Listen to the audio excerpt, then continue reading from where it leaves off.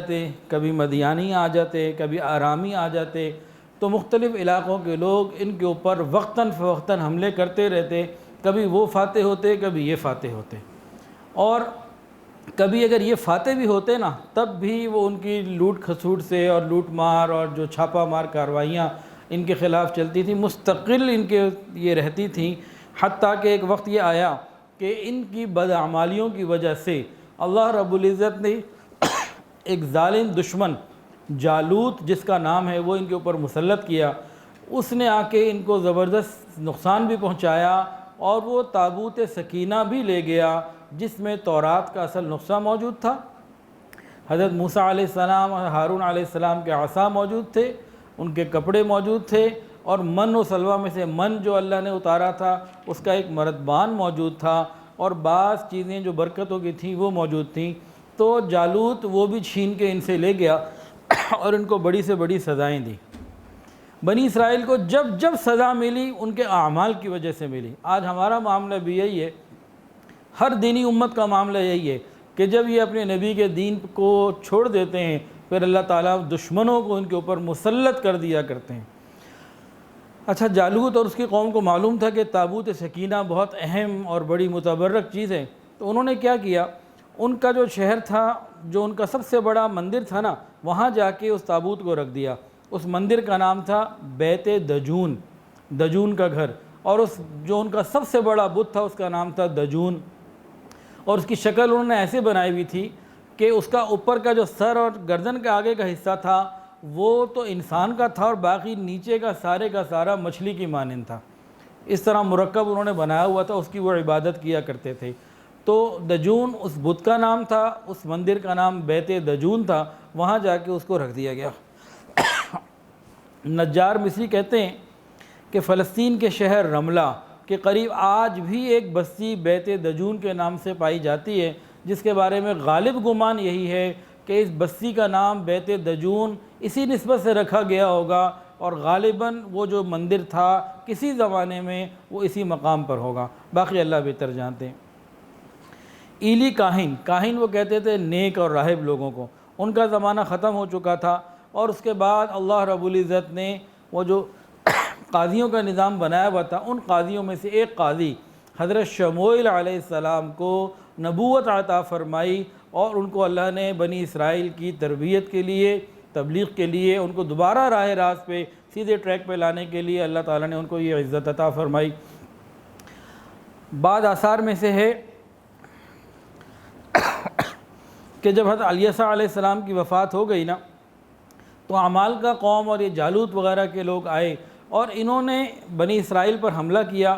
تابوت بھی لے گئے، ان کے بہت سارے سردار بھی لے گئے، اور ان کی بڑی بڑی چیزیں بھی اٹھا کے لے گئے. ان کو بہت شدید نقصان پہنچایا، حتیٰ کہ بنی اسرائیل بھی ایک ایسا وقت بھی گزرا کہ ان کے اوپر کوئی نگران نہیں تھا، کوئی ان کا امیر نہیں تھا، کوئی سردار نہیں تھا. سب یا تو قتل کر دیے گئے تھے، شہید کر دیے گئے تھے، یا پھر گرفتار کر لیے گئے تھے. اور کچھ وقت ایسا بھی گزرا کہ نبی بھی کوئی نہیں تھا. تو یہ لوگ انتہائی پریشان تھے. اتنے میں بہرحال اللہ رب العزت نے پھر حضرت شموئیل علیہ السلام کو دنیا میں بھیجا اور ان کو نبوت سے سرفراز فرمایا. مورخین کہتے ہیں کہ حضرت شموئیل علیہ السلام حضرت ہارون علیہ السلام کی نسل میں سے ہیں. ان کا اصل نام تھا اشموئیل. اشموئیل عبرانی لفظ ہے، اشموئیل عبرانی زبان میں لفظ ہے، اور اسماعیل عربی زبان میں لفظ ہے. دونوں کا مطلب ایک ہی ہے، اللہ کا بندہ. اللہ نے سن لی. اسماعیل، اشموئیل، عبرانی اور عربی. بعد میں کثرت استعمال کی وجہ سے الف ختم ہو گیا اور اشموئیل کی جگہ شموئیل ہی نام رہ گیا، تو شموئیل ہی مشہور ہو گیا. بہرحال حضرت شموئیل علیہ السلام کے زمانے میں بھی عمالقہ کی دستبرداریاں، ان کے حملے کرنا، ان کے لوٹ کھسوٹ اسی طریقے سے جاری رہا. تو بنی اسرائیل نے حضرت شموئیل علیہ السلام سے درخواست کی کہ یا نبی اللہ، آپ اللہ کے نبی ہیں، آپ ہمارے اوپر کوئی ایک حکمران، ایک بادشاہ طے فرما دیجئے، وہ ہمارے اندر حکمرانی کرے، ہم سارے اس کی مانیں. اور یہ جو جگہ جگہ سے ہمارے اوپر حملے ہوتے رہتے ہیں، کبھی رات میں، کبھی دن میں، کبھی فوجیں آ جاتی ہیں اور ہمارا نقصان کر دیتی ہیں. ہمارے بڑوں کو وہ اٹھا کے لے گئے، بچوں کو لے گئے، گھروں پہ قبضہ کر لیا، ہمیں اتنے تکلیفیں اور نقصانات آتے رہتے ہیں. تو ہماری رائے یہ ہے کہ آپ ہمارے لیے کوئی ایک بادشاہ مقرر کر دیجئے. حضرت شموئیل علیہ السلام جانتے تھے بنی اسرائیل کو، انہوں نے کہا دیکھو بھئی، اگر تمہارے لیے اللہ کے حکم سے کوئی بادشاہ مقرر کر دیا جائے، وہ تمہیں جہاد کا حکم دے گا، تم نے پھر انکار کر دینا ہے، مکر جانا ہے، بھاگ جانا ہے اپنی بات سے۔ میں کہا یہ کیسے ہو سکتا ہے کہ ہم بھاگ جائیں؟ ہم تو اور زیادہ اس پہ خود چاہتے ہیں کہ ایسا کوئی ہو، ہمارا کوئی ایک لیڈر ہو، کوئی حکمران ہو جو ہمیں ان پریشانیوں سے نجات دلائے۔ ہم تو اپنے بیٹوں سے محروم، ہم تو اپنی چیزوں سے محروم ہو چکے ہیں، یہ ہو ہی نہیں سکتا کہ ہم واپس جو بات کر رہے ہیں اس کے اوپر پورا نہ کریں، تو ہم ضرور پورا کریں گے۔ بہرحال قرآن مجید کے اندر یہ ہے کہ جب انہوں نے کہا کہ ہم دوبارہ یہ کریں گے، تو حضرت شموئیل علیہ السلام نے جب پورا اتمام حجت کر لیا نا، ان کو پورا پکا کر لیا، اس کے بعد اللہ رب العزت کی طرف رجوع کیا اور اللہ سے مانگا، یا اللہ ہمیں بنی اسرائیل کو ایک بادشاہ عطا فرما دیجیے۔ اللہ رب العزت کی طرف سے حکم ہوا کہ ایک نوجوان جن کا نام طالوت ہے وہ تمہارا بادشاہ ہے۔ حضرت شموئیل علیہ السلام نے قوم کو بتا دیا کہ اللہ رب العزت کا فیصلہ یہ ہے کہ طالوت ہمارے لیے بادشاہ طے کر دیے گئے ہیں، وہ اب ہماری ساری ذمہ داریوں کو نبھائیں گے۔ جیسے ہی انہوں نے سنا تو فوری طور پر منہ بنایا، ناگواری سے کہنے لگے طالوت یہ کیسے ہو سکتا ہے؟ وہ غریب آدمی ہیں، ہم مال والے، ہم نسب والے، ہمارے نسب میں ہم نبوت آ رہی ہے، ان کے نسب میں جناب بڑے بڑے مالدار آ رہے ہیں، یہ آ رہا ہے وہ آ رہا ہے، ہمارے پاس مال، طالوت کے پاس کیا ہے؟ ایک غریب آدمی، یہ کیسے ہو سکتا ہے؟ یہ نہیں ہو سکتا۔ مورخین کہتے ہیں کہ بنی اسرائیل کے اندر جو نبوت کا سلسلہ تھا وہ ایک لڑی میں چل رہا تھا حضرت یعقوب علیہ السلام کی، اور جو سرداری کا سلسلہ تھا وہ دوسری لڑی میں چل رہا تھا، جبکہ طالوت جو تھے یہ بنیامین کی نسل میں سے تھے۔ تو ان کو یہ سمجھ میں نہیں آیا کہ نسب میں ہم بڑے ہیں، مال میں ہم بڑے ہیں، عزتیں ہماری زیادہ ہیں، ہمارے پاس ہر چیز موجود ہے، تو ایک غریب لڑکے کو، ایک غریب نوجوان کو آپ بنی اسرائیل کا بادشاہ بنا رہے ہیں، ہم نہیں مانتے۔ حضرت شموئیل علیہ السلام نے ان کو پہلے کہا کہ میں پہلے ہی جانتا تھا کہ تمہاری پستی اور بزدلی تمہارا جو وقتی جوش اور ولولہ ہے نا اس کو ختم کر دے گی، اور تمہیں اپنی بات پورا نہیں کرنے دے گی، اور جو حکمرانی کا معیار تم نے سمجھا ہوا ہے کہ وسعت مال اور کثرت دولت اور حسب نسب، اس کی اللہ کے ہاں کوئی حیثیت ہی نہیں ہے۔ اللہ تعالیٰ کے ہاں تو علم دیکھا جاتا ہے، علم بھی دین کا، اور ساتھ قوت دیکھی جاتی ہے جسمانی، کہ اس کے اندر دشمن سے نمٹنے کی استعداد بھی ہے کہ نہیں، حوصلہ بھی رکھتا ہے کہ نہیں۔ اللہ تعالیٰ تو ان دو چیزوں کو دیکھا کرتے ہیں کہ تمہارا یہ غلط فیصلہ ہے کہ حکمرانی ان کا حق ہے جن کے پاس مال زیادہ ہے یا جن کا حسب نسب زیادہ ہے۔ اللہ کا فیصلہ یہ ہے کہ بسطۃ فی العلم والجسم، کہ طالوت جو ہیں وہ دین کے علوم میں بھی بڑی مہارت رکھتے ہیں، دنیاوی چیزوں کو بھی بہت اچھے طریقے سے سمجھتے ہیں، اور دشمن کے سامنے کھڑے ہونے کی اور تمام فیصلوں کو حق کے ساتھ اور انصاف کے ساتھ لاگو کروانے کی ہمت اور قوت بھی رکھتے ہیں۔ تو ایسے ہی بندے کو حاکم ہونا چاہیے۔ تمہاری یہ بات بالکل غلط ہے۔ سورہ بنی اسرائیل، سورہ بقرہ کے اندر یہ واقعہ تفصیل سے موجود ہے۔ الم تر الی الملأ من بنی اسرائیل من بعد موسیٰ، اس واقعے میں جو ذکر ہے حضرت شموئیل علیہ السلام کا ذکر ہے۔ اب بنی اسرائیل نے تو انکار کر دیا، پہلے خود مانگا، وقت کے نبی نے اللہ سے مانگا، اللہ نے عطا فرما دیا، اب جب ان کو بادشاہ مل گیا، اللہ نے طے کر دیا، تو پھر وہی پرانی عادت کے پھڈا کر بیٹھے، ہمیں تو یہ سمجھ میں نہیں آ رہا، کسی امیر آدمی کو ہونا چاہیے تھا، ایک غریب آدمی ہم پر حکومت کرے، یہ کیسے ہو سکتا؟ حضرت حضرت شموئیل علیہ السلام ان کو سمجھاتے رہے لیکن وہ نہ مانے۔ انہوں نے کہا اچھا ٹھیک ہے، پھر آخری یہ ہو سکتا ہے کوئی آپ ہمیں نشانی دکھائیں، اگر آپ کہتے ہیں واقعی طالوت کو اللہ نے مقرر کیا ہے تو پھر اللہ سے کہا کوئی نشانی بھی دکھائے، ہمیں پتہ لگے کہ واقعی اللہ کی طرف سے، ہم تو نہیں مانتے۔ تو ان کی جو پرانی روش تھی اسی پہ رہے۔ اللہ کے نبی حضرت شموئیل علیہ السلام نے اللہ تعالیٰ سے دعا کی، یہ ضد کرتے ہیں تو اللہ مہربانی فرما دیجئے۔ تو اللہ رب العزت نے ان کے لیے نشانی یہ بتائی، فرمایا کہ وہ جو تابوت تمہارا مبارک تابوت تھا جس میں موسیٰ علیہ السلام، ہارون علیہ السلام کی چیزیں تھیں، وہ تابوت تم سے لے گیا تمہارا طاغوتی دشمن جالوت۔ اب یہ طالوت کی وجہ سے جس کو میں نے تمہارا بادشاہ بنایا ہے، اس کی برکت سے واپس آئے گا۔ قرآن میں اللہ فرماتے ہیں وَقَالَ لَهُمْ نَبِيُّهُمْ إِنَّ آيَةَ مُلْكِهِ أَن يَأْتِيَكُمُ التَّابُوتُ فِيهِ سَكِينَةٌ مِّن رَّبِّكُمْ وَبَقِيَّةٌ مِّمَّا تَرَكَ آلُ مُوسَىٰ وَآلُ هَارُونَ تَحْمِلُهُ الْمَلَائِكَةُ إِنَّ فِي ذَلِكَ لَآيَةً لَّكُمْ إِن كُنتُم مُّؤْمِنِينَ۔ تو طالوت کی اہلیت کی نشانی یہ ہے کہ جو مقدس تابوت تم کھو چکے ہو اور جو تمہارے دشمنوں کے قبضوں میں جا چکا ہے وہ تمہارے پاس واپس آ جائے گا، فرشتے اس کو اٹھا کر لائیں گے، اور اس تابوت میں تمہارے پروردگار کی جانب سے تمہارے لیے فتح و نصرت ہے اور اطمینان ہے، اور موسیٰ اور ہارون علیہ السلام کے گھرانوں کی مقدس یادگاریں ہیں، ان کے بقیہ چیزیں ہیں۔ بلا شبہ اس واقعے میں تمہارے خدا کا بہت بڑا نشان اور تمہارے اوپر بہت بڑی یہ کرم نوازی ہے اگر تم یقین کرنے والے ہو۔ بہرحال حضرت شموئیل علیہ السلام کی یہ بشارت جو ہے یہ سامنے آئی ہے، اور اللہ رب العزت نے بنی اسرائیل کی آنکھوں کے سامنے دیکھا کہ وہ تابوت جو ہے وہ لایا گیا۔ اب بعض تاریخ کی کتابوں میں لکھا ہے کہ جالوت جو ہے تابوت تو لے گیا تھا، یہاں تین نام ملتے جلتے ہو گئے، جالوت، تابوت اور طالوت۔ جالوت یہ طاغوت ہے، یہ چوتھا نام بھی آ گیا طاغوت، طاغوتی طاقت ہے جالوت، تو اور تابوت جس میں وہ چیزیں تھیں۔ اب جیسے یہ طاغوتی بادشاہ جو تھا دشمن خدا، یہ جب وہ لے کے گیا اور اس نے جا کے بیت دجون میں رکھا تو وہاں ان کو بڑی پریشانیاں پیش آئیں۔ ایک پریشانی تو بعض کتابوں میں لکھی ہے کہ روزانہ وہ اپنے بت کو سیدھا کرتے، رات کو نیچے گرا ہوتا، اگلے دن صبح آتے پھر نیچے گرا ہوتا، پھر اس کو کھڑا کرتے، اگلے دن آتے تو پھر گرا ہوتا، تو بڑے پریشان۔ اس کے علاوہ کچھ قحط سالیاں اور پریشانیاں ان کو آئیں، تو ان لوگوں نے سوچا کہ یقیناً کوئی نہ کوئی یہ اسی تابوت کی وجہ سے مسئلہ ہے، اس کو نکالو۔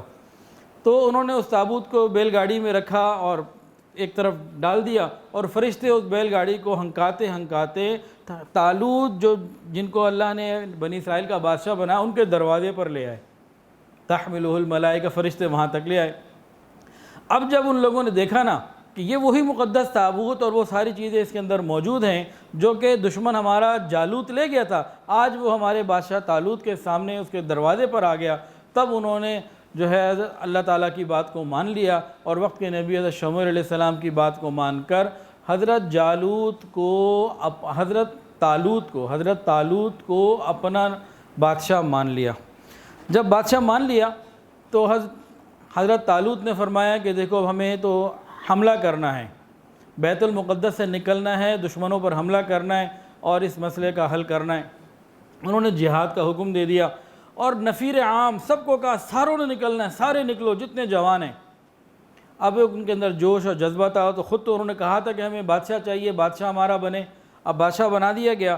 اب یہ سارے جب تیار ہو گئے تو ایک بڑی مقدار میں لوگ تیار تھے۔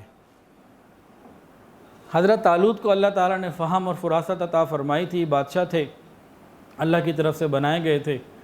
انہوں نے کہا دیکھو بھئی آزمائش ہوگی اللہ تعالیٰ کی طرف سے تمہاری، ہمارے راستے میں ایک نہر آئے گی، اس نہر میں تم سب کی آزمائش ہوگی۔ وجہ کیا تھی؟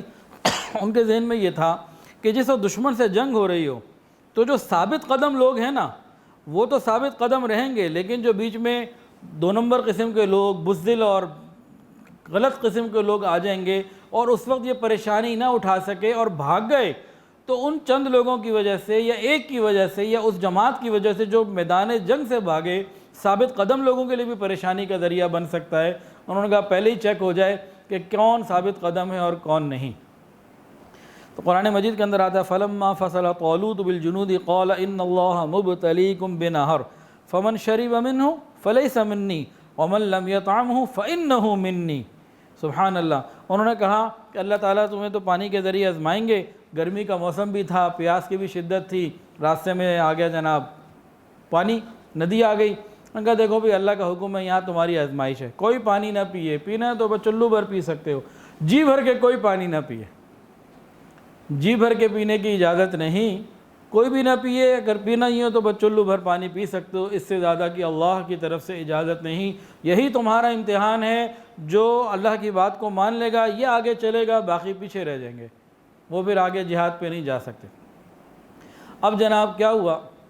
اب جب پانی پینے کا موقع آیا تو بہت تھوڑے لوگ تھے جنہوں نے اللہ کے حکم کے مطابق پانی پیا، اور بہت بڑی تعداد تھی جنہوں نے من بھر پانی پیا، جی بھر کے پانی پیا، تسلی سے پانی پیا۔ ان کو الگ کر دیا گیا، ان کو الگ کر دیا گیا، اور پانی پینے کے بعد ایک عجیب کیفیت دونوں کی ہوئی، دونوں طرح کے لوگوں کی کیفیت بدل گئی۔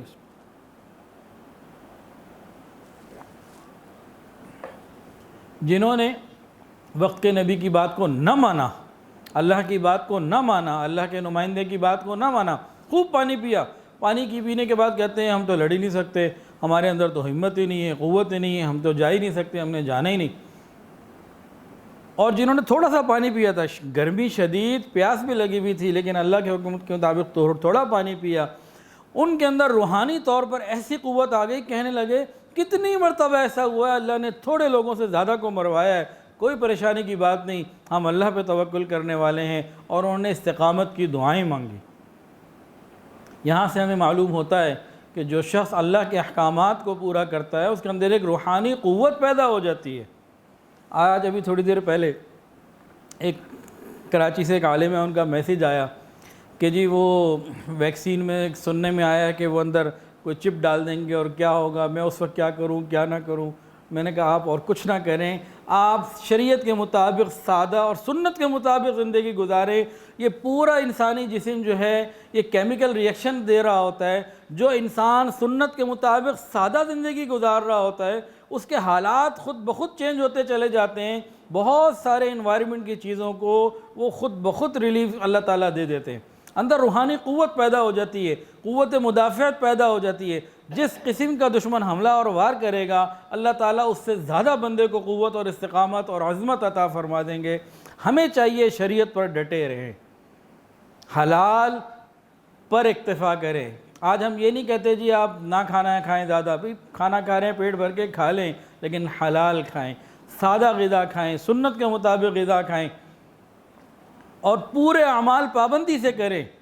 پھر دیکھیں اللہ اندر کیسی قوتیں پیدا کرتے ہیں۔ اس کے اوپر انشاءاللہ کچھ ڈاکٹروں سے مل کے کچھ بات کرنی ہے کہ ہمارے جو کیمیکل ریئیکشن ہے اس کا اعمال سے کیا تعلق ہے۔ غصہ دو لوگوں کو آتا ہے، ایک کی تربیت ہوئی ہوئی ہے اور ایک کا تزکیہ نفس نہیں ہوا ہوا، دونوں کا امپریشن الگ ہوتا ہے، دونوں کا ریئیکشن الگ ہوتا ہے، دونوں کے معاملات الگ ہوتے ہیں۔ اس کے اوپر بھی انشاءاللہ کبھی بات ہوگی۔ تو ہم اللہ پر یقین رکھتے ہوئے اللہ کی بات کو مانیں، اللہ کے احکامات کو مانیں، اللہ کی مدد ہمارے ساتھ ہوگی، ہمارے ساتھ اللہ کی مدد ہوگی۔ یہ عجیب بات ہے، قرآن مجید کے اندر اللہ فرماتے ہیں فَلَمَّا جَاوَزَهُ هُوَ وَالَّذِينَ آمَنُوا مَعَهُ قَالُوا لَا طَاقَةَ لَنَا الْيَوْمَ بِجَالُوتَ وَجُنُودِهِ، کہ وہ لوگ جب ندی سے اتر گئے اور انہوں نے نافرمانی کی تھی، خوب پیٹ بھر کے پانی پی لیا تھا، ان کا آج ہمارے اندر ہمت طاقت نہیں ہے کہ ہم جالوت کی فوج سے مقابلہ کر سکیں۔ لیکن اللہ فرماتے ہیں قال الذين يظنون انهم ملاقو الله كم من فئة قليلة غلبت فئة كثيرة بإذن الله والله مع الصابرين۔ لیکن وہ لوگ جو سمجھتے تھے کہ ایک دن اللہ کے حضور حاضر ہونا ہے، اللہ کے سامنے کھڑا ہونا ہے، ان لوگوں نے کیا کہا کہ دشمنوں کی کثرت اور اپنی قلت سے کیوں ہم پریشان ہوں، کتنی ہی چھوٹی جماعتیں ہیں جو بڑی جماعتوں کے اوپر حکم الہی سے غالب آ جاتی ہیں، اللہ صبر کرنے والوں کے ساتھ۔ یہاں ہمارے لیے بہت بڑا سبق ہے، ہم اپنی زندگی کو سنت کے مطابق لے کر آئیں، سادگی پر لے کر آئیں، اعمال اور خاص طور سے تہجد کو اپنائیں۔ تہجد میں شفا حدیث، قرآن پورا شفا حدیث، نماز میں شفا حدیث، ہم ان اعمال کو اپنائیں۔ پھر دیکھیں اللہ تعالیٰ ہمیں کیسے بچاتے ہیں۔ کوئی 5G سے گھر بیٹھا ڈر رہا ہے، کوئی نینو چپ سے بیٹھا ڈر رہا ہے، کوئی کسی چیز سے ڈر رہا ہے، ایک خدا سے ہم نہیں ڈر رہے۔ ایک خدا سے ڈرنے والے ہیں، انہیں کسی چیز سے ڈرنے کی ضرورت نہیں، اپنے اعمال میں پختگی کی ضرورت ہے۔ سن لیجئے دوبارہ اللہ فرماتے ہیں قال الذين يظنون انهم ملاقو الله، ان لوگوں نے جنہوں نے کہا کہ ہم نے اللہ کے سامنے حاضر ہونا ہے، اللہ کے سامنے پیش ہونا ہے، آخرت جن کے سامنے تھی، انہوں نے کہا کہ نہیں، اللہ کی مدد ہمارے ساتھ ہی ہوگی۔ یہ زندگی ہی کچھ اور ہوتی ہے، یہ اعمال کی زندگی، یہ توکل کی زندگی، یہ یقین کی زندگی، زندگی کچھ اور ہوتی ہے۔ ان کے ساتھ جو اللہ کی مدد ہوتی ہے وہ، اور یہ بھی یاد رکھیں اللہ تعالیٰ اپنے بندوں کی جب مدد کرتا ہے نا تو اس حال میں جس وقت اس کی ضرورت ہوتی ہے اس کے مطابق مدد کرتا ہے۔ اللہ کا حکم ہر چیز کے اوپر غالب ہے، تو آج ہمیں جس طرح کی مدد کی ضرورت ہے موجودہ حالات میں، تو اللہ اسی حساب سے ہماری مدد کرے گا، ہم مدد لینے کے قابل اپنے آپ کو بنا لیں۔ پھر دیکھیں اللہ تعالیٰ کی قدرت کے نشانے، قدرت کے معاملات ہمارے ساتھ کیسے ہوتے ہیں۔ اب جناب بنی اسرائیل کے اچھا ان کی تعداد کتنی تھی؟ 313 313۔ بدر کے موقع پہ نبی کریم صلی اللہ علیہ وسلم جب روانہ ہوئے ہیں تو میں نے وہ مقام دیکھا ہے، مسجد نبی شریف کے قریب ہی ہے، اور وہاں جو ترکی کا ریلوے اسٹیشن ہے وہاں ایک کنواں ہے سقایا، اس کے قریب وہ جگہ ہے۔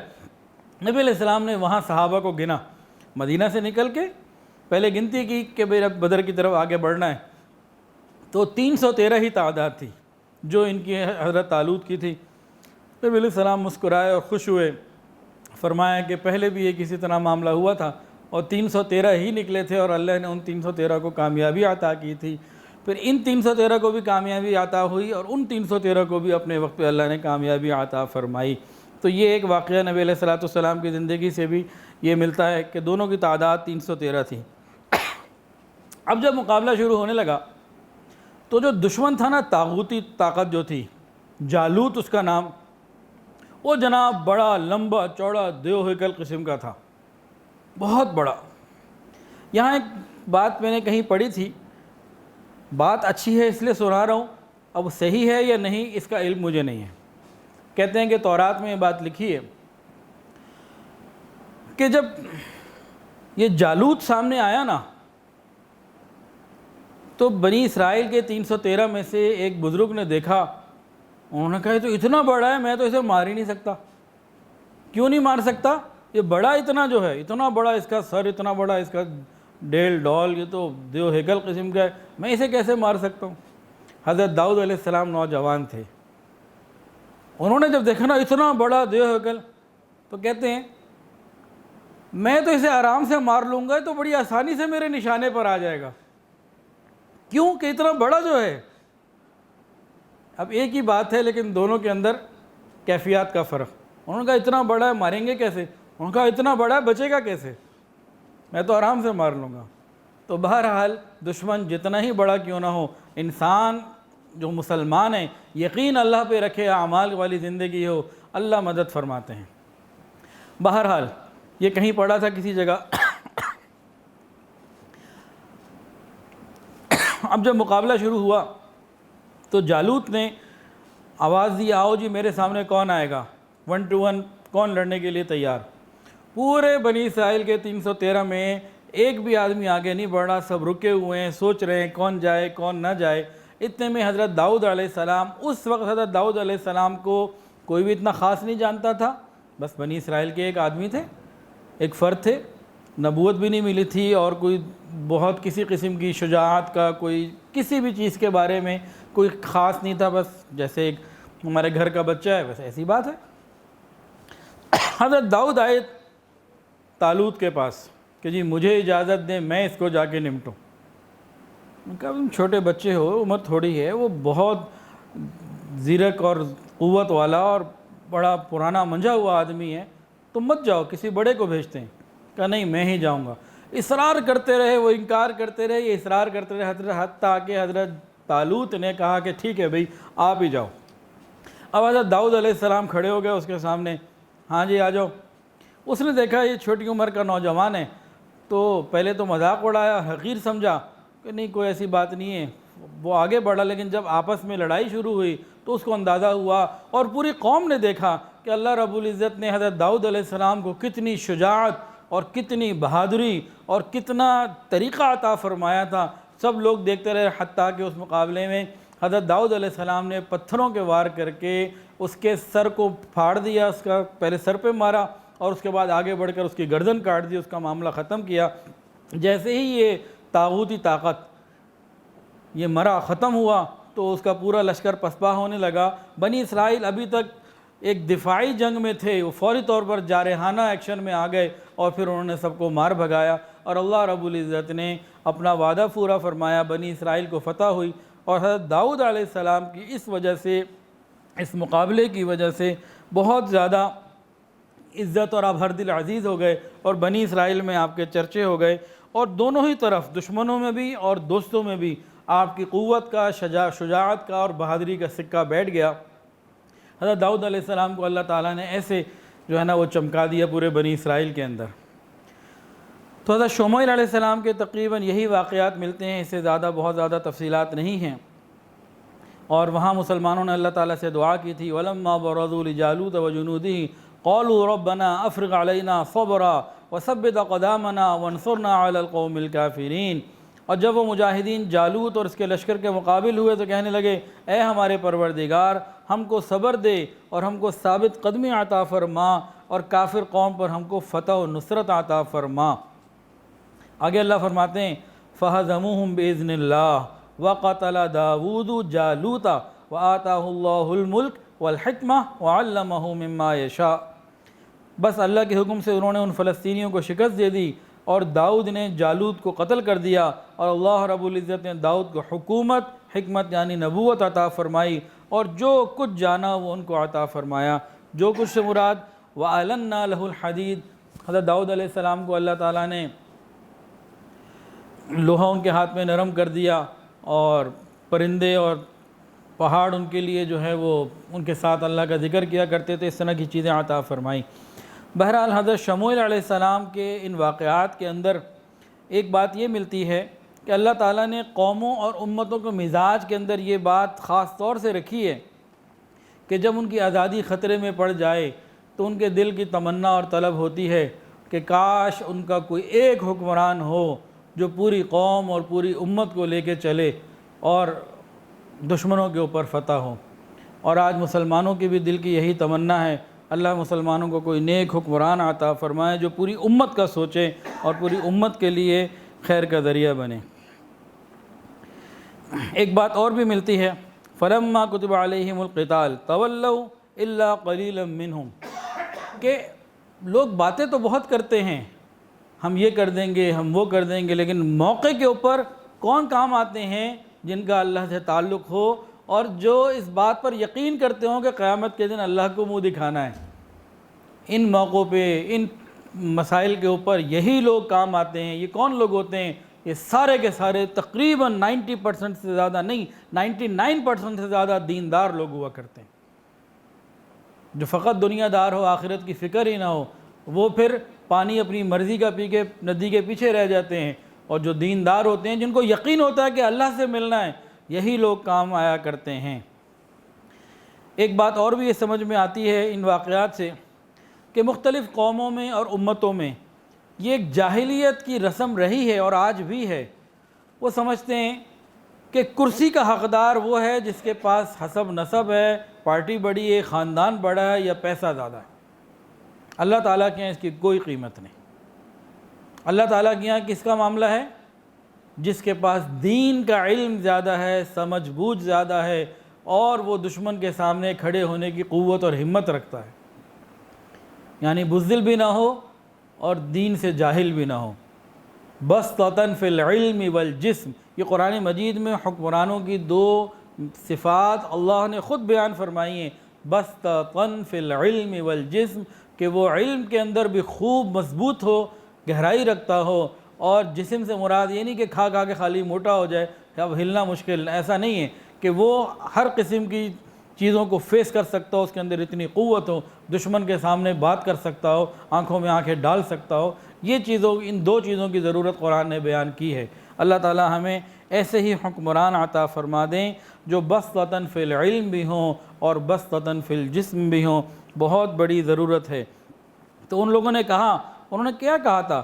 وَلَمْ يُؤْتَ سَعَةً مِّنَ الْمَالِ وَنَحْنُ أَحَقُّ بِالْمُلْكِ، اور ہمارے پاس تو مال ہے، اس کے پاس تو مال ہی نہیں، ہم زیادہ مستحق حکومت کے۔ تو یہ ایک بہت بڑی بھول ہے جو آج بھی لوگوں کے اندر موجود ہے کہ جی یہ اس پارٹی کا ہے، اس خاندان کا ہے، اتنے پیسے والا ہے، فلاں ہے، اس وجہ سے اس کو یا حسب نسب ایسا ہے، اس لیے اس کو ووٹ دیا جائے۔ اور ہماری حالت بھی بڑی عجیب، ہم جتنے سارے چاہتے ہیں کہ ملک کے اندر اسلامی حکومت قائم ہو جائے، اسلامی نظام زندگی قائم ہو جائے، لیکن ووٹ ان کو نہیں دینا جنہیں اسلام کا پتہ ہے، ووٹ ان کو دینا جنہیں اسلام کا پتہ ہی کوئی نہیں ہے۔ اب بتائیں اس خواہش کا قیامت کے دن اللہ کو کیا جواب دیں گے؟ ووٹ کن کو دیا؟ جنہیں دین کا پتہ ہی کوئی نہیں، اور جنہیں دین کی پوری سمجھ ہے، دین جانتے ہیں، ان کو ہم نے ووٹ نہیں دینا۔ اب اس میں تفصیلی بحث میں نہیں جا رہا، صرف اتنی بات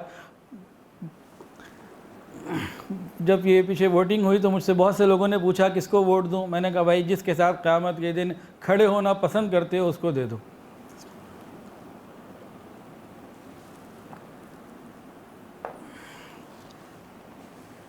حضرت داؤد علیہ السلام. حضرت داؤد علیہ السلام کا ایک عجیب اللہ نے مقام ان کو عطا فرمایا. حضرت آدم علیہ السلام کو اللہ تعالیٰ نے خلیفہ فرمایا، لفظ خلیفہ، اور حضرت داؤد علیہ السلام کو بھی فرمایا یا داؤد انا جعلناک خلیفتن فی الارض. تمام انبیاء میں یہ دو ہیں جن کو یہ لقب قرآن مجید میں دیا گیا. گزشتہ واقعات میں تو داؤد علیہ السلام کا کچھ واقعہ آیا، لیکن بہرحال حضرت شموئیل علیہ السلام کے بعد حضرت داؤد علیہ السلام بنی اسرائیل کے نبی بنے. قرآن مجید میں 16 جگہ پر آپ کا نام آتا ہے، اور ٹوٹل 67 جگہوں پر آپ کا ذکر، آپ کے واقعات موجود ہیں. حضرت داؤد علیہ السلام سے پہلے بنی اسرائیل کے اندر یہ تھا کہ ایک خاندان میں سرداری چلی آ رہی تھی اور دوسرے خاندان میں نبوت چلی آ رہی تھی، لیکن آپ کو اللہ نے دونوں چیزیں عطا فرما دیں، حکومت بھی عطا فرمائی، نبوت بھی عطا فرمائی. پہلے دونوں چیزیں الگ الگ آ رہی تھیں، یہاں اللہ تعالیٰ نے دونوں چیزوں کو خوب جمع کیا اور فرمایا وَآتَاهُ اللَّهُ الْمُلْكَ وَالْحِكْمَةَ وَعَلَّمَهُ مِمَّا يَشَاءُ يَا دَاوُودُ إِنَّا جَعَلْنَاكَ خَلِيفَةً فِي الْأَرْضِ وَكُلًّا آتَيْنَا حُكْمًا وَعِلْمًا. تو اللہ رب العزت نے ان کو بہت ہی عزتیں عطا فرمائی. قرآن مجید میں، تورات میں اور اسرائیلی روایات کے اندر یہ چیز بہت زیادہ کامن ہے کہ حضرت داؤد علیہ السلام کی شجاعت، آپ کی بہادری ایسی زبردست تھی کہ پورا بنی اسرائیل اس سے مطمئن بھی تھا، متاثر بھی تھا. اور حضرت داؤد علیہ السلام جہاں جاتے فتح ان کے قدم چومتی. ان کے لوگ تھوڑے بھی شروع میں ہوتے لیکن ہمیشہ کامیابی ان کو ملتی، حتیٰ کہ بہت تھوڑے عرصے میں شام، عراق، فلسطین، اردن کے تمام علاقوں کے اوپر، اور اس کے علاوہ خلیج عقبہ سے لے کے فرات کے تمام علاقے، دمشق کے تمام علاقے ان کے زیر نگی آ گئے، اور حجاز مقدس کے بھی بعض علاقے ان کے ساتھ آ گئے. ایک بہت بڑی سلطنت بن گئی، اس زمانے کے سب سے بڑے بادشاہ بن گئے. اللہ تعالیٰ نے ان کو یہ نعمت عطا فرمائی. پھر ان کا لشکر بہت کثرت سے ہو گیا، ملک بہت بڑا ہو گیا، پھر نبی بھی تھے. تو دنیا والے بعض لوگ ہوتے ہیں جو دنیا ہی وجاہت سے، مال سے، ان چیزوں سے متاثر ہوتے ہیں، ان کے لیے بھی سب کچھ تھا، اور جو آخرت کی چیزوں کو دیکھ رہے ہوتے ہیں ان کے لیے بھی سب کچھ تھا. گویا کہ حضرت داؤد علیہ السلام کو اللہ نے دین اور دنیا کے اعتبار سے ہر نعمت بہترین عطا فرما دی. نبی بھی بنے، اللہ نے ان کو کتاب زبور بھی عطا فرمائی، صاحب شریعت، صاحب کتاب بنے. اللہ تعالیٰ نے ان کو اتنی عظمتیں عطا فرمائیں کہ ان کی ہیبت اور ان کا ایک جو رعب تھا نا، وہ سارے زمین کے اوپر آ گیا. ہر آدمی ان کی عظمت اور شوکت کے سامنے جو ہے وہ سر جھکا دیا کرتا تھا، اور ان کی بات کو فوری طور پر مان لیا کرتا تھا، اور وحی الہی سے ان کی خوب مدد کی جاتی تھی. چنانچہ ابن جریر رحمۃ اللہ علیہ نے اپنی تاریخ میں ایک واقعہ لکھا ہے کہ ایک مرتبہ دو آدمی ایک بیل کی لڑائی لے کر آئے. بیل کے بارے میں کوئی لڑائی ہو گئی، اور دو آدمی اپنا مقدمہ حضرت داؤد علیہ السلام کے پاس لے کر آئے. حضرت داؤد علیہ السلام ہر ایک کہتا یہ میرا ہے اور دوسرا کہتا میرا ہے. حضرت داؤد علیہ السلام نے کہا کہ ابھی کل میں اس کا فیصلہ کروں گا، آج نہیں کروں گا. دوسرے دن انہوں نے مدعی سے بولا، جو کہتا تھا میرا ہے، جو پہلے آیا تھا، اس کو کہا بھئی دیکھ، اللہ رب العزت نے مجھ پہ وحی کی ہے کہ تمہیں قتل کر دیا جائے. مجھے تو یہ حکم ہوا ہے کہ تمہیں قتل کر دیا جائے. اب تم بتاؤ صحیح بات اندر کی کیا ہے؟ حکم تو اللہ کا مجھے پورا کرنا ہے، لیکن اندر کی تفصیل کیا ہے یہ تم مجھے بتا دو. وہ کہنے لگا حضرت اس مقدمے تو میں سچا ہوں، اس مقدمے میں تو 100% میں سچا ہوں، لیکن میں نے دوسرا جو بندہ ہے اس کے باپ کو دھوکے سے کافی عرصہ پہلے قتل کیا تھا. کہا پھر اللہ تعالیٰ نے اسی کے قتل کا بدلہ لیا ہے، اور جو تم نے پہلے قتل کیا تھا یہ اس مقدمے کا فیصلہ نہیں، ظاہر میں یہ، اصل میں وہ. تو اس طرح اللہ تعالیٰ کی مدد ان کے ساتھ بار بار ہوتی رہتی تھی. ایسے واقعات کثرت سے ہوئے کہ مدد الہی سے انہوں نے فیصلے کیے، وحی الہی سے فیصلے کیے. تو پورے بنی اسرائیل کے اندر ان کا ایک رعب تھا. قرآن میں اللہ فرماتے ہیں ان کی حکومت کے بارے میں وَشَدَّدْنَا مُلْكَهُ وَآتَيْنَاهُ الْحِكْمَةَ وَفَصْلَ الْخِطَابِ سورہ صاد میں. اور ہم نے اس کی حکومت کو مضبوط کیا اور ان کو حکمت یعنی نبوت عطا کی اور صحیح فیصلے کی قوت عطا کی. حضرت داؤد علیہ السلام تقریر اور خطابت کے فن میں کمال رکھتے تھے، اس طرح بولتے تھے کہ ایک ایک لفظ اور فقرہ الگ الگ سمجھ میں آتا تھا اور لوگ مطمئن ہو جایا کرتے تھے۔ اللہ رب العزت نے حضرت داؤد علیہ السلام کو زبور بھی عطا فرمائی، وَلَقَدْ كَتَبْنَا فِي الزَّبُورِ مِن بَعْدِ ذِكْرِ إِنَّ الْأَرْضَ يَرِثُهَا عِبَادِيَ الصَّالِحُونَ۔ زبور ایک کتاب ہے اللہ رب العزت کی چار کتابوں میں سے، لیکن یہ تورات ہی کا آپ سمجھ لیں کہ اس کو مکمل کرنا تھا، اس کا تکملہ تھا، تورات ہی کی تکمیل کے لیے یہ کتاب آئی تھی۔ تورات کے اندر موسیٰ علیہ السلام پہ جو نازل ہوئی بنی اسرائیل کے لیے احکامات تھے، حضرت داؤد علیہ السلام نے ان تمام احکامات کو اثر نو زندہ کیا اور اسی شریعت اور انہی اصولوں کے اندر رہتے ہوئے زبور بھی نازل ہوئی، اور زبور کے اندر بہت زیادہ اللہ رب العزت کی مناجات تھی، دعائیں تھیں اور حکمت کی باتیں تھیں، نصیحت کی باتیں تھیں۔ تقریباً تمام زبور اسی طریقے کے اوپر مشتمل تھے۔ اللہ تعالیٰ کی حمد و ثنا اور انسان کا عاجز اور کمزور ہونا اور نصیحتیں اس قسم کی بات تھی۔ ایک جگہ پڑھا تھا کہ زبور میں لکھا ہے کہ اگر اللہ رب العزت جنت اور جہنم کو پیدا نہ کرتے تو کیا وہ عبادت کے لائق نہیں تھے؟ کہیں پڑھا تھا کسی کتاب میں، خطبات فقیر کی کسی جلد میں، کہ زبور میں یہ بات لکھی کہ اگر اللہ رب العزت جنت اور جہنم کو پیدا نہ کرتے تو کیا وہ عبادت کے لائق نہیں تھے؟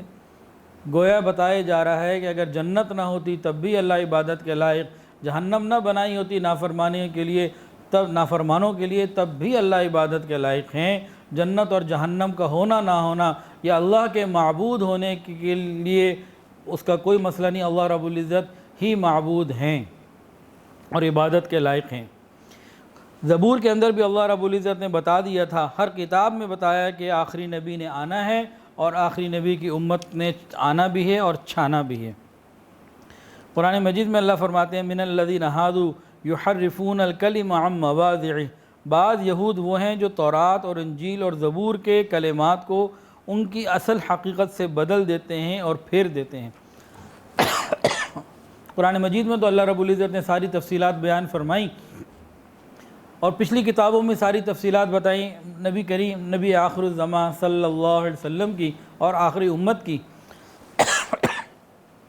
اور ان کو کہا بھی کہ آج تم اپنے وقت کی نبی کی بات کو مانو، لیکن جب آخری نبی آئیں گے پھر انہی پر ایمان لانا ہوگا۔ لیکن یہودیوں نے، عیسائیوں نے ان باتوں کو تبدیل کر دیا اور اصل حقیقت کو مٹا ہی دیا۔ بخاری شریف میں یہ بات موجود ہے کہ حضرت داؤد علیہ السلام پوری زبور جو ایک عام طور سے کئی گھنٹوں میں پڑھی جاتی تھی، آپ اتنی تیزی سے پڑھ لیا کرتے تھے کہ گھوڑے کے اوپر جب ذہن باندھنا شروع کرتے اور جب فارغ ہو جاتے بیٹھنے کے لیے تو اتنے مختصر سے وقت میں پوری زبور کی تلاوت کر لیا کرتے۔ یہ اللہ رب العزت نے آپ کو ایک عظیم نعمت عطا فرمائی تھی۔ حضرت داؤد علیہ السلام کو اللہ نے بہت ساری خصوصیات عطا فرمائیں۔ ان کے لیے اللہ رب العزت نے پہاڑوں کو بھی مسخر کیا، وہ اس طریقے سے وَلَقَدْ آتَيْنَا دَاوُودَ مِنَّا فَضْلًا يَا جِبَالُ أَوِّبِي مَعَهُ وَالطَّيْرِ، اور بے شک ہم نے داؤد کو اپنی جانب سے فضیلت بخشی ہے، اور وہ یہ کہ ہم نے حکم دیا اے پہاڑوں اور پرندوں تم داؤد کے ساتھ مل کر اللہ کی تسبیح اور پاکی بیان کرو۔ حضرت داؤد علیہ السلام جب اللہ کی تسبیح بیان کرتے، زبور کی تلاوت کرتے، پہاڑ اور پرندے وہ بھی آپ کے ساتھ تلاوت کرتے، وہ بھی آپ کے ساتھ اللہ کا ذکر کرتے۔ حضرت داؤد علیہ السلام کو خصوصی اللہ تعالیٰ نے انعام عطا فرمایا۔ پرندے آ جاتے، رک جاتے، ان کی آواز اتنی خوبصورت تھی، لحن داؤدی، ان کا لہجہ، ان کا پڑھنا اتنا مشہور ہے، آج ضرب المثل بن گیا۔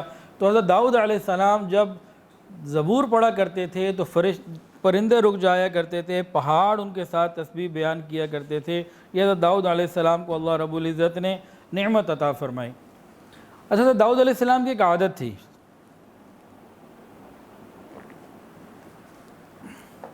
بنی اسرائیل کے بادشاہ تھے، وقت کے نبی بھی تھے، صاحب شریعت صاحب کتاب بھی تھے۔ انہوں نے اپنے اوقات اور چیزیں مقرر کی بھی تھیں، یہ عبادت کا وقت ہے، یہ مخلوق سے خدمت کا وقت ہے، یہ گھر کا وقت ہے، یہ آرام کا وقت ہے، تو چیزوں کو بہت مینج کر کے گزارا کرتے تھے۔ اور آپ کا ایک صوم داؤدی یہ بھی بڑا مشہور ہے، اللہ رب العزت کو بہت پسند ہے صوم داؤدی، حضرت داؤد علیہ السلام کے روزے۔ آپ کی کیا عادت تھی؟ آپ ایک دن روزہ رکھتے اور ایک دن نہ رکھتے، ایک دن روزہ رکھتے اور ایک دن نہ رکھتے، گویا 12 مہینے میں سے 6 مہینے آپ روزے دار رہتے۔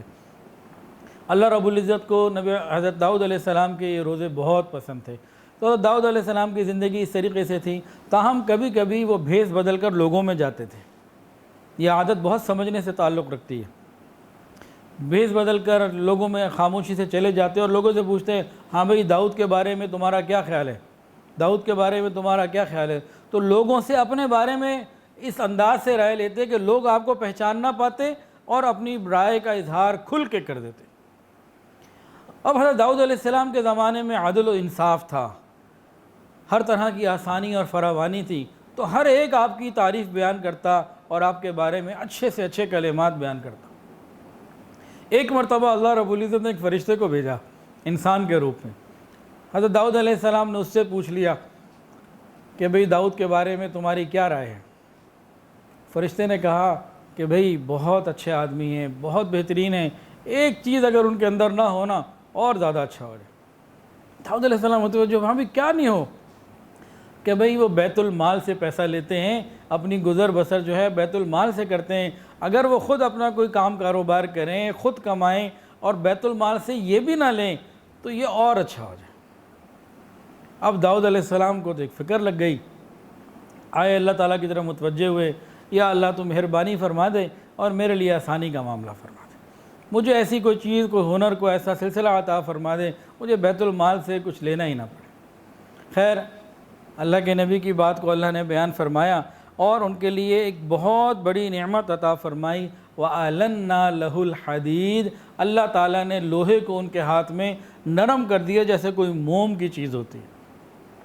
لوہے کو موم کرنے کے لیے، نرم کرنے کے لیے، کچھ بنانے کے لیے پہلے آگ لگانی پڑتی ہے، اس میں اسے نرم کرنا پڑتا ہے، پھر اوزار چاہیے ہوتے ہیں، اس کو مارنا پڑتا ہے، پھر اس کی شکل کو شیپ دینے کے لیے کوئی ڈائی چاہیے ہوتی ہے، کوئی چیز چاہیے ہوتی ہے، پھر جا کے چیزیں بنا کرتی ہیں، سارے انتظامات کرنے پڑتے ہیں۔ اللہ رب العزت نے حضرت داؤد علیہ السلام کے ہاتھ میں موم کر دیا لوہے کو، وہ جیسا چاہتے، وہ ٹھنڈا، وہ بھاری، وہ بڑا لوہا، اس کو پکڑتے جیسے چاہتے وہ موم کی طرح کر لیا کرتے تھے۔ تو اللہ تعالیٰ نے کم وقت میں ان کے لیے ایسی نعمتیں عطا فرما دی، کام کو ان کے لیے بہت ہی زیادہ آسان فرما دیا۔ نبی علیہ السلام نے ارشاد فرمایا کہ کسی انسان کا بہترین رزق اس کے اپنے ہاتھ کی کمائی سے کمایا ہوا رزق ہے، اور بلا شبہ اللہ تعالیٰ کے پیغمبر حضرت داؤد علیہ السلام اپنے ہاتھ سے محنت اور روزی کمایا کرتے تھے۔ اس کی ایک حکمت اور بھی ہے کہ انبیاء کی ایک دعوت یہ رہی، وما اسألکم علیہ اجرا، کہ دیکھو میں تمہیں اللہ کا پیغام دے رہا ہوں، تم سے کوئی مال پیسہ تو نہیں مانگ رہا ہوں۔ تو خالص دین کی خدمت اللہ ہی کے لیے کیا کرتے تھے، تو انہوں نے بیت المال سے لینا بند کر دیا اور یہ چیزیں انہوں نے بنانی شروع کر دی۔ قرآن مجید میں یہ بھی ہے، اللہ فرماتے ہیں وَعَلَّمْنَاهُ صَنْعَةَ لَبُوسٍ لَكُمْ لِتُحْصِنَكُمْ مِنْ بَأْسِكُمْ فَهَلْ أَنْتُمْ شَاكِرُونَ، کہ ہم نے داؤد علیہ السلام کو سکھایا ایک قسم کا لباس بنانا تاکہ لڑائی کے موقع پہ اس سے کام لیا جائے، مدد لی جائے۔ حضرت داؤد علیہ السلام کے زمانے سے پہلے بھی لوگ کچھ کوشش کر لیا کرتے تھے۔ تاریخ کی کتابوں سے معلوم ہوتا ہے کہ اس زمانے میں لوہے کی جو انڈسٹری تھی، میٹل انڈسٹری، کچھ نہ کچھ ایکٹیو ہو گئی تھی اور کچھ نہ کچھ وہ چیزیں بنا لیا کرتی تھیں، اور وہ اپنے لڑائی کے موقع پہ بنانے کا جو لباس بناتے تھے وہ اتنا بھاری ہوتا کہ بہت تھوڑے لوگ جو بہت قوی ہوتے تھے وہ تو اس کو کچھ نہ کچھ پہن لیا کرتے، عام آدمی تو اس کو پہن ہی نہیں سکتا تھا۔ پھر دوسرا جو پہن لیتے تھے ان کی سپیڈ اتنی متاثر ہو جاتی کہ وہ تیز نہیں چل سکتے تھے، دوڑ نہیں سکتے تھے، تو وہ بڑے پریشانی کا معاملہ ہوتا تھا۔ اللہ رب العزت نے فرمایا وَعَلَّمْنَاهُ صَنْعَةَ لَبُوسٍ لَكُمْ، اور ہم نے سکھایا حضرت داؤد علیہ السلام کو زرہ کا بنانا۔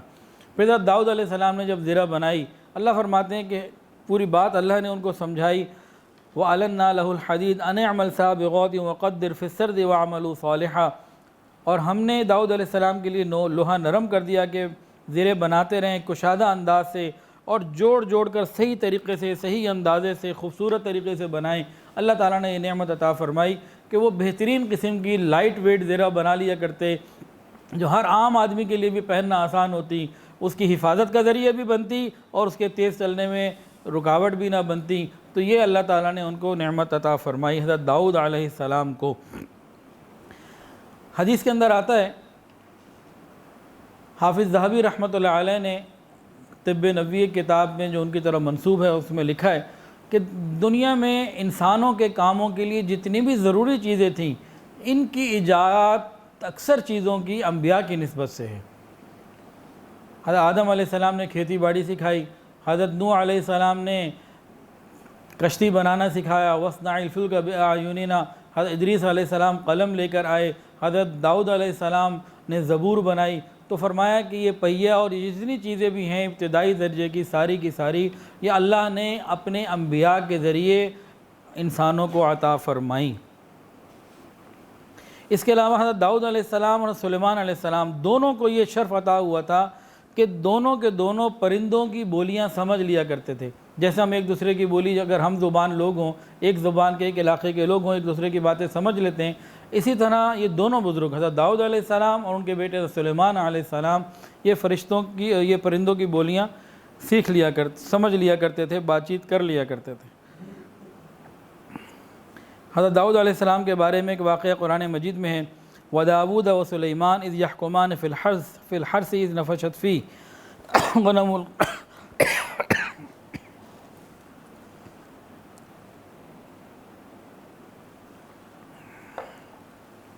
حضرت داؤد علیہ السلام کو بھی اللہ نے حکمت عطا فرمائی، حضرت سلیمان علیہ السلام کو بھی حکمت عطا فرمائی۔ لیکن اس واقعے کا جو ذکر قرآن مجید میں کیا گیا، واقعہ یہ ہوا کہ حضرت داؤد علیہ السلام کے پاس ایک مقدمہ آیا، دو لوگ آئے، ایک بکری والا آیا، دمبے والا، اور ایک آیا کھیت والا۔ ہوا کیا تھا کہ بکری والے کی جو بکریاں تھیں نا، دمبے یا بکریاں، وہ پورا ڈیور کسی وقت کھیت میں چلا گیا رات کے وقت میں اور پورے کھیت کو خطاب کر دیا، خراب کر دیا، تہس نہس کر دیا، اس کا بہت بڑا نقصان ہو گیا۔ یہ مقدمہ پیش ہوا حضرت داؤد علیہ السلام کے پاس۔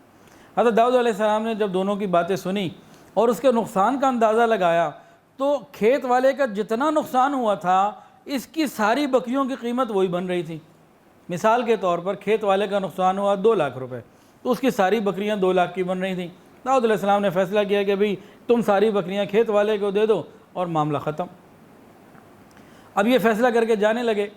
اب یہ جا رہے ہیں کہ حضرت سلیمان علیہ السلام سے دروازے میں ملاقات ہوئی۔ اس وقت کتابوں میں لکھا ہے کہ سلیمان علیہ السلام کی عمر بھی چھوٹی تھی، تقریباً 11 سال کے قریب۔ انہوں نے پوچھا، انہوں نے کہا بھئی یہ فیصلہ ہوا ہے اور آپ کے والد صاحب نے یہ فیصلہ دیا، ہم واپس جا رہے ہیں۔ انہوں نے کہا بھئی میرے ساتھ آؤ، اگر میرے سامنے یہ فیصلہ آتا نا تو میں شاید اس میں اور کوئی فیصلہ بہتر کرتا، تو چلو۔ وہ آئے، انہوں نے آ کے کہا ابا جان یہ آپ نے فیصلہ کیا ہے، فیصلہ بہت مناسب ہے، لیکن اس کو اور بھی ایک انداز سے طے کیا جا سکتا ہے، اگر آپ کی اجازت ہو تو میں آپ کو بتاؤں۔ داؤد علیہ السلام نے تاکیداً فرمایا کہ ہاں ضرور بتاؤ۔ حضرت سلیمان علیہ السلام نے عرض کی ابا جان ایسا کر لیں، اگر یہ دونوں لوگ رضامند ہو جائیں اس بات کے اوپر تو جتنی بکریاں ہیں فی الحال عارضی طور پہ کھیت والے کو دے دیں، وہ بکریوں کے دودھ اور اون سے فائدہ حاصل کرے اور اپنا وقت گزارے، اور بکری والے کو کھیت دے دیں اور اس کو کہیں اس کے کھیت کی دوبارہ ساری فکر کرو، محنت کرو، اور جس پوزیشن پہ یہ پہلے تھیں تمہاری بکریوں کے جانے سے پہلے، جب یہ کھیت اپنی اصل پوزیشن پر آ جائے اور ساری فصلیں اور ساری محنت دوبارہ ہو جائے، دوبارہ وہ تیار ہو جائے، تب تم کھیت والے کو اس کا کھیت واپس کر کے اپنی بکریاں واپس لے لینا۔ داؤد علیہ السلام بڑے خوش ہوئے اور فرمایا کہ ہاں یہ تو بہترین فیصلہ ہے۔ پھر ان دونوں نے رضامندی کے ساتھ اس معاملے کو طے کر لیا۔ قرآن مجید میں اللہ فرماتے ہیں فَفَهَمْنَاهَا سُلَيْمَانَ، اور ہم نے اس معاملے میں حضرت سلیمان علیہ السلام کو خوب جو ہے نا فہم عطا فرمایا۔ تو دونوں ہی فیصلے بالکل ٹھیک تھے۔ پہلا فیصلہ شریعت کے بالکل مطابق تھا، حق اور انصاف کا فیصلہ تھا۔ دوسرے فیصلے میں یہ تھا کہ دونوں فریقین کی رضامندی سے اگر وہ کوئی سینٹر سولوشن پر آ جائیں تو آسانی ہوتی ہے۔ حضرت عمر فاروق رضی اللہ تعالی عنہ، انہوں نے اپنے سارے قاضیوں کو ایک حکم دیا ہوا تھا کہ دیکھو جب تمہارے پاس کوئی جھگڑا آئے، 2 لوگ آئیں، ایک کہے یہ میرا حق ہے، دوسرا کہے نہیں میرا حق ہے، تو تم اپنا فیصلہ صادر کرنے سے پہلے دونوں کی بات سن کر فیصلہ نہ کیا کرو، بلکہ ان کو پہلے بٹھا کے کوئی آپس کے اندر نا کوئی سیٹلمنٹ پروگرام بنا لیا کرو، کوئی سیٹلمنٹ کر لیا کرو کہ دونوں کسی درمیانی راستے پہ تیار ہو جائیں اور معاملہ آپس کی رضامندی سے اور محبت سے ہو جائے، دونوں کی صلح صفائی کرا کے سیٹلمنٹ کرا کے رخصت کیا کرو۔ یہ مفہوم بتا رہا ہوں حضرت عمر فاروق رضی اللہ تعالیٰ عنہ کے حکم کا، کہ اس میں آسانی زیادہ ہوتی ہے۔ ہوتا کیا ہے، ان وجوہات کی حکمت کیا ہے، اس میں سمجھنے کی بات کیا ہے؟ یہ دن رات ہمارے ساتھ معاملات پیش آتے ہیں، میرے ساتھ تو اتنے پیش آتے ہیں کہ الامان والحفیظ۔ ماشاءاللہ 20 ہماری برانچز ہیں اور 60 سے زیادہ کام کرنے والے لوگ ہیں، کاروبار بھی ہے، وہاں بھی ماشاءاللہ کام ہے، اسٹاف ہے، تو کہیں نہ کہیں کسی نہ کسی کی سینگ کسی نہ کسی کی دوسری سینگ سے روز کی بات ہے، کہیں لڑتی ہی رہتی ہے، آئے روز کوئی نہ کوئی مسئلہ۔ اور جناب دونوں طرف دلائل ایسے مضبوط ہوتے ہیں کہ لگتا ہے ابھی عرش الہی کو ہاتھ لگا کر آیا ہے، لگتا ہے تو نہیں لوح محفوظ کو ہاتھ لگا کر آیا ہے، پتہ نہیں کیا دودھ سے نہا کر آئیں، کیا ہوا ہے، تو بڑے معاملات پیش آتے ہیں۔ تو میں نے بھی طریقہ یہی اختیار کیا ہوا ہے کہ جی بس نرم نرم چلتے ہوئے صلح صفائی کروائی، چلو بھائی آگے چلو، جوڑ باقی رہے اور آگے چلو۔ ہوتا یہ ہے کہ جب آپ کسی کے درمیان پوری تحقیق کر کے جھوٹے کو جھوٹا ثابت کر دیں، وہ کہتا ہے بھائی میں چلا، یا وہ ڈھیٹ ہو جاتا ہے، یا پھر وہ جو ہے نا وہ کہتے بس ٹھیک ہے جی آپ کو آپ کا کام مبارک، آپ فلاں اور میں فلاں، اللہ اللہ خیر صلی اللہ۔ یہ میں کوئی یہ نہیں کہہ رہا کہ قاضیوں کو بھی یہی کرنا چاہیے، میں اپنی بات بتا رہا ہوں، ممکن ہے اس میں کہیں غلطی بھی ہو۔ تو عام طور سے ہی دیکھا کہ 2 میاں بیوی آئے کسی معاملے میں، یا 2 بھائی آئے کسی معاملے میں، یا 2 دوست آئے، یا 2 کاروباری آئے، یا کوئی 2 ایسے لوگ آئے جن میں آپس میں لڑائی جھگڑا کوئی ایسی بات تھی۔ یہاں کتنی دفعہ گھروں میں آتے رہتے ہیں، میاں بیوی تو بہت کثرت سے آتے ہیں۔ تو جب میں نے یہ کوشش کی نا کہ دونوں کی بات سن کر انصاف کے مطابق بات ہو جائے، وہ جناب دونوں کے دلائل ہی ایسے ہوتے ہیں کہ وہ معاملہ ختم ہی نہیں ہوتا۔ تو آسان طریقہ یہ ہے کہ بھائی پچھلی باتوں کو چھوڑو، آگے کیسے مینیج کرنا ہے اس کے اوپر آؤ اور معاف کرو، اس میں ذرا آسانی زیادہ رہتی ہے۔ بہرحال لیکن جو قاضی ہیں ان کا اپنا ایک مقام ہے اور ان کی ایک فکر ہے کہ اس کو انہوں نے اللہ کے حکم کو پورا بھی کرنا ہے۔ تو حضرت داؤد علیہ السلام کو اللہ رب العزت نے بہت عزتیں اور عظمتیں عطا فرمائیں۔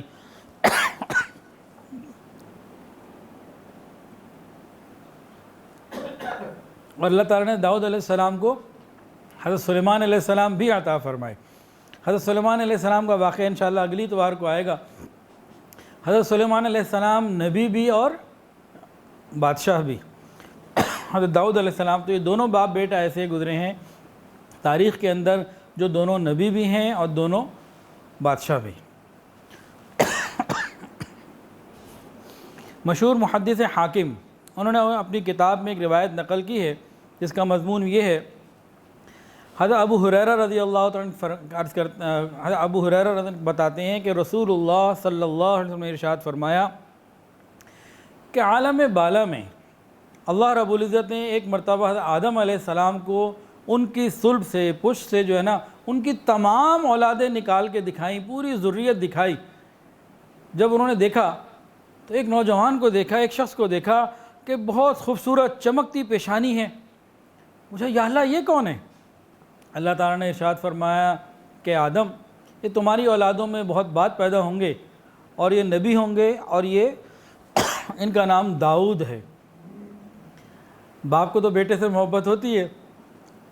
حضرت آدم علیہ السلام نے فرمایا یا اللہ میری عمر کے 40 سال پوچھا ان کی عمر کتنی ہوگی؟ پہلے تو یہ پوچھا یہ ہیں کون؟ اللہ پاک نے فرمایا کہ آدم یہ آپ کی اولاد میں سے ہوں گے، کافی بعد میں پیدا ہوں گے اور داؤد ان کا نام ہے۔ اب حضرت آدم علیہ السلام تو ابو الناس ہیں۔ اب باپ نے بیٹے کی عمر کے بارے میں پوچھا یا اللہ میرے بیٹے داؤد کی عمر کتنی ہوگی؟ اللہ تعالیٰ نے فرمایا کہ 60 سال 60 ایئرس۔ حضرت داؤد علیہ السلام کی یہ عمر سن کے آدم علیہ السلام کو لگا اتنی خوبصورت پیشانی، چمکتا روشن چہرہ، تو اللہ میاں سے عرض کیا یا اللہ میری جو عمر آپ نے 1000 سال رکھی ہے اس میں سے 40 میں داؤد کو دیتا ہوں، مجھے 960 دے دیں۔ دعا قبول ہو گئی۔ اب جب حضرت آدم علیہ السلام کی 960 سال کی عمر پوری ہوئی اور فرشتہ آ گیا ملک الموت کہ جی چلیں، کہا میری تو 1000 سال لکھی ہے، مجھے تو 1000 سال ملنی تھی، تم 40 سال پہلے آ گئے ہو۔ فرشتے نے کہا بھئی بات یہ کہ شاید آپ بھول گئے، 40 سال آپ نے اپنے آنے والے بیٹے داؤد کے لیے دے دی تھی، تو اس لیے اب آپ کو تو ابھی چلنا ہوگا، 40 سال ادھر چلے گئے۔ تو بہرحال تو یہ حدیث بھی موجود ہے۔ تو اس حدیث کے مطابق حضرت داؤد علیہ السلام کی عمر جو تھی وہ 100 سال تھی، اور اس کے بعد ان کا انتقال ہوا۔ جعفر ابن محمد کہتے ہیں کہ حضرت داؤد علیہ السلام نے 70 سال حکومت کی۔ حضرت عبداللہ ابن عباس فرماتے ہیں کہ حضرت داؤد علیہ السلام کا انتقال اچانک ہفتے کے دن ہوا کہ وہ ہفتے کے دن اپنے مقررہ عبادت میں، مقررہ وقت میں، مقررہ عبادت میں مشغول تھے، اور پرندوں کی ٹکریاں جو ہیں آپس میں جڑی ہوئی تھیں اور اپنے پروں سے ان کے اوپر سایہ کیا ہوا تھا۔ اسی حال میں اللہ کا ذکر کرتے کرتے اللہ کو جان دے دی، اللہ کو پیارے ہو گئے اور اللہ رب العزت کے پاس چلے گئے۔ تو یہ حضرت داؤد علیہ السلام کے کچھ واقعات تھے۔ اس میں ایک بات اور بہت سمجھنے والی ہے اس واقعے کے اندر، 2 طرح کے بادشاہ دنیا میں آپ کو ملیں گے، ایک وہ جو خلیفۃ اللہ فی الارض ہوگا، اور ایک طاغوت کی نسل کا نمرود اور فرعونی طریقے کا ہوگا۔ جس کو اللہ نے آخرت کی فکر دی ہوگی وہ پوری قدرت اور پوری شوکت اور سلطنت کے باوجود اس کے اندر عاجزی ہوگی، جھکا ہوا ہوگا، لوگوں کی خدمت کر رہا ہوگا اور فکر کر رہا ہوگا۔ اور جس کو آخرت کی فکر نہیں ہوگی اور وہ بھی اپنے وقت کا حاکم اور بادشاہ ہوگا، چاہے کسی علاقے کا یا کسی ملک کا یا کسی صوبے کا، اس کی کیفیت کیا ہوگی کہ وہ مخلوق کو اپنی خدمت کے لیے لگا رہا ہوگا، وہ خدمت خلق نہیں کر رہا ہوگا، وہ اپنا حق سمجھتا ہوگا کہ مجھے کسی طریقے سے سب سے زیادہ فیسلٹیز مل جائیں۔ تو یہ ایک فرق ہوتا ہے ایک دیندار حاکم میں اور ایک بے دین حاکم میں، اس زمین آسمان کا فرق ہے، کاش کہ یہ ہمیں سمجھ میں آ جائے۔ اور قانون الہی یہ ہے کہ جو ہستی عزت اور عروج پر پہنچنے کے بعد جتنا اللہ کا شکر ادا کرے اور اللہ کے فضل کا اعتراف کرے، اللہ تعالیٰ اتنا اس کو نوازتے چلے جاتے ہیں۔ حضرت داؤد علیہ السلام کا واقعہ اس کی دلیل ہے۔ ایک اور بات اس میں بہت اہم ہے کہ مذہب اور دین اگرچہ روحانیت سے زیادہ تعلق رکھتا ہے، لیکن مادی طاقت، حکومت، خلافت، مادی طاقت اس کی بڑی پشپناہ ہے۔ یعنی دین اور ملت کی دنیا کی اصلاح اور دنیا کے اندر خیر اور طاقت کے بتائے ہوئے نظام عدل کی محافظ بن جایا کرتی ہے۔ حضرت عثمان غنی رضی اللہ عنہ کے قول بہت مشہور ہے، فرماتے ہیں بلا شبہ اللہ تعالیٰ صاحب طاقت یعنی نیک عادل امام اور بادشاہ سے، بلا شبہ اللہ تعالیٰ صاحب طاقت کے ذریعے مدافعت کا وہ کام لیتا ہے جو قرآن کریم کے ذریعے انجام نہیں پاتا۔ یعنی جہاں ضرورت ہوتی ہے حکومت اگر نیک دیندار لوگوں کے ہاتھوں میں ہو تو دین کا احیاء اور دین کا کام بہت زیادہ آسانی سے ہوا کرتا ہے۔ یہ باتیں ان چیزوں سے ثابت ہیں۔ اللہ تعالی ہمیں انبیاء کے نقش قدم پر چلنے کی توفیق عطا فرمائے۔ تو یہ تو قصص قرآن سے ہماری بات چیت ہو گئی۔ اب دوسری بات ہمیں کرنی ہے موجودہ زمانے میں دینی مدارس کی اہمیت۔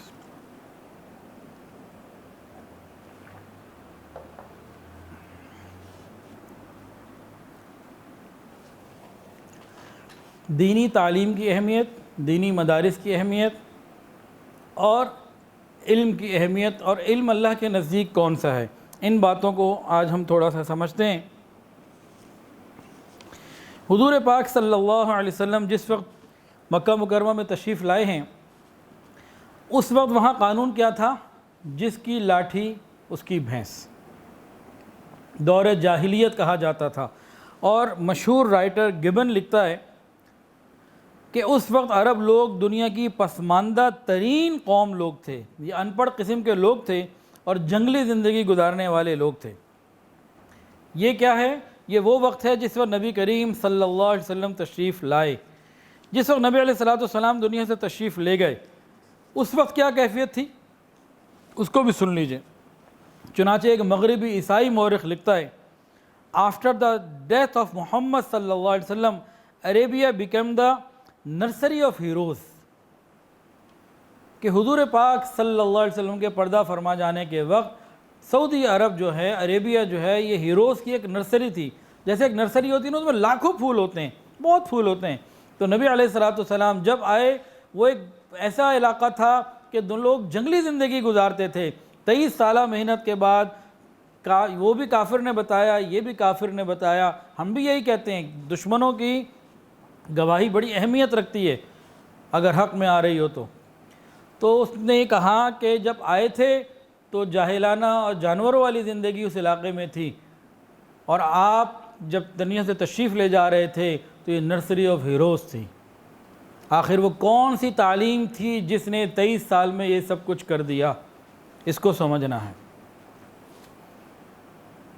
ایک دنیا کے علوم ہیں اور ایک آخرت کے علوم ہیں، دونوں ہی علم کہلاتے ہیں، لیکن اللہ کے ہاں کس کا مقام ہے اور نبی علیہ السلام نے کون سی تعلیمات دیں؟ اللہ کے ہاں علم کس کو کہتے ہیں؟ جو وہی پہلی آئی اقرا، پڑھیے، کیا پڑھنے کو کہا؟ نبی علیہ السلام نے فرمایا انما بعثت معلما، میں معلم بنا کے بھیجا. آپ نے معلم کی حیثیت سے کیا پڑھایا؟ اللہ نے کیا پڑھنے کو کہا، آپ نے کیا پڑھایا؟ اس کو سمجھنا ہے. سمجھ لیجئے، دل کے کانوں سے سن لیجئے. اللہ اور اس کے رسول نے قرآن اور حدیث کے بارے میں ہی علوم، اسی کو علم سمجھا، اسی کو علم کہا اور یہی تعلیم دی. دنیاوی تعلیم کے ہم ہرگز مخالف نہیں ہیں، بلکہ اس کی حدیث میں ایک دلیل اس طریقے سے مل جاتی ہے.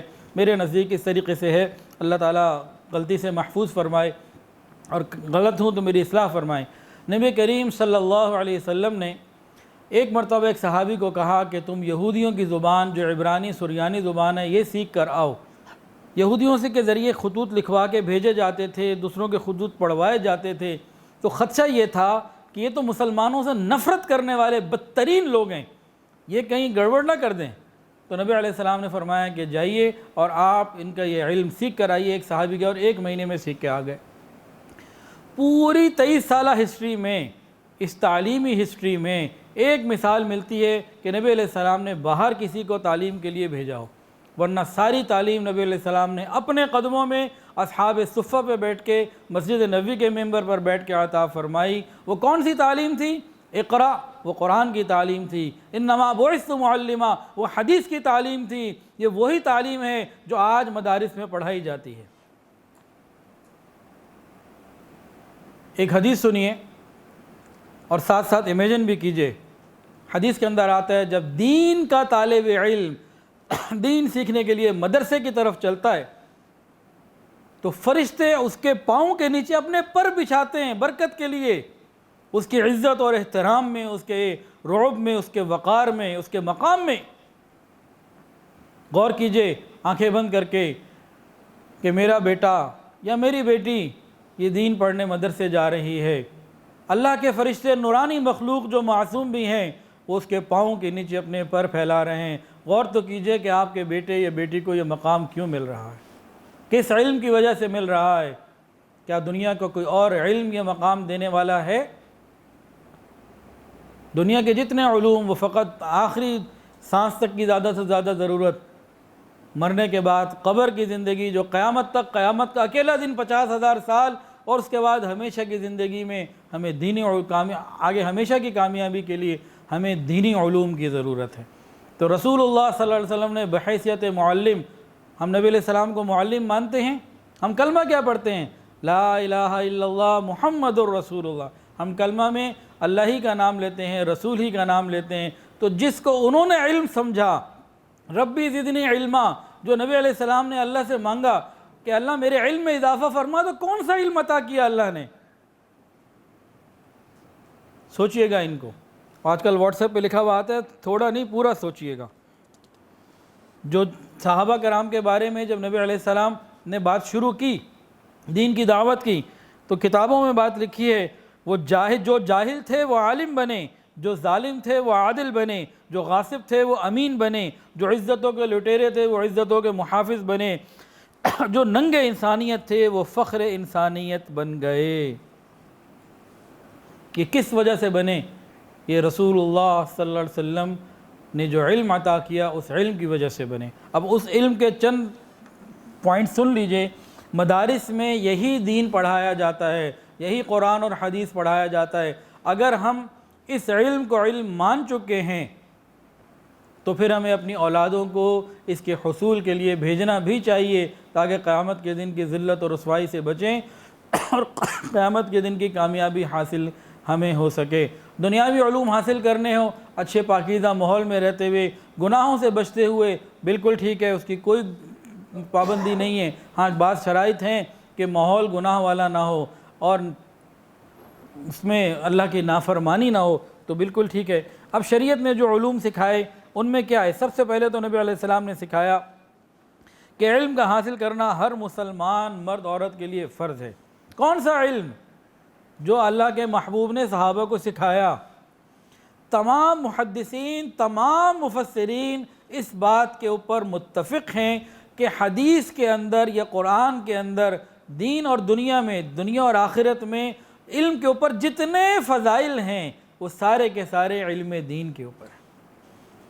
بغیر حساب کے مغفرت ہو جانا، فرشتوں کا پاؤں کے نیچے پر بچھانا، مخلوق کا مغفرت کی دعائیں کرنا اور جنت کے اندر نعمتیں عطا ہونا، یہ سب دین کے علم کے لیے ہیں۔ نبی علیہ السلام نے سکھایا تمہاری زندگی گول اورینٹڈ لائف ہونی چاہیے۔ فَحَسِبْتُمْ أَنَّمَا خَلَقْنَاكُمْ عَبَثًا، تم بلا وجہ پیدا نہیں کی گئے ہو، تمہارا مقصد ہے، اس مقصد کو پہچان کر اس کے مطابق زندگی گزارو۔ نبی علیہ السلام نے تنہائیوں میں بھی اللہ کا ڈر سکھایا۔ دنیا میں بہت سارے بادشاہ آئے، انہوں نے شہروں پر حکومتیں کیں، گلیوں میں امن قائم کیا، لیکن تنہائیوں میں امن وہ قائم نہیں کر سکے، دلوں کے اندر خوف پیدا نہیں کر سکے۔ یہ نبی علیہ السلام نے سکھایا کہ تم تنہائی میں بھی اللہ سے ڈرو۔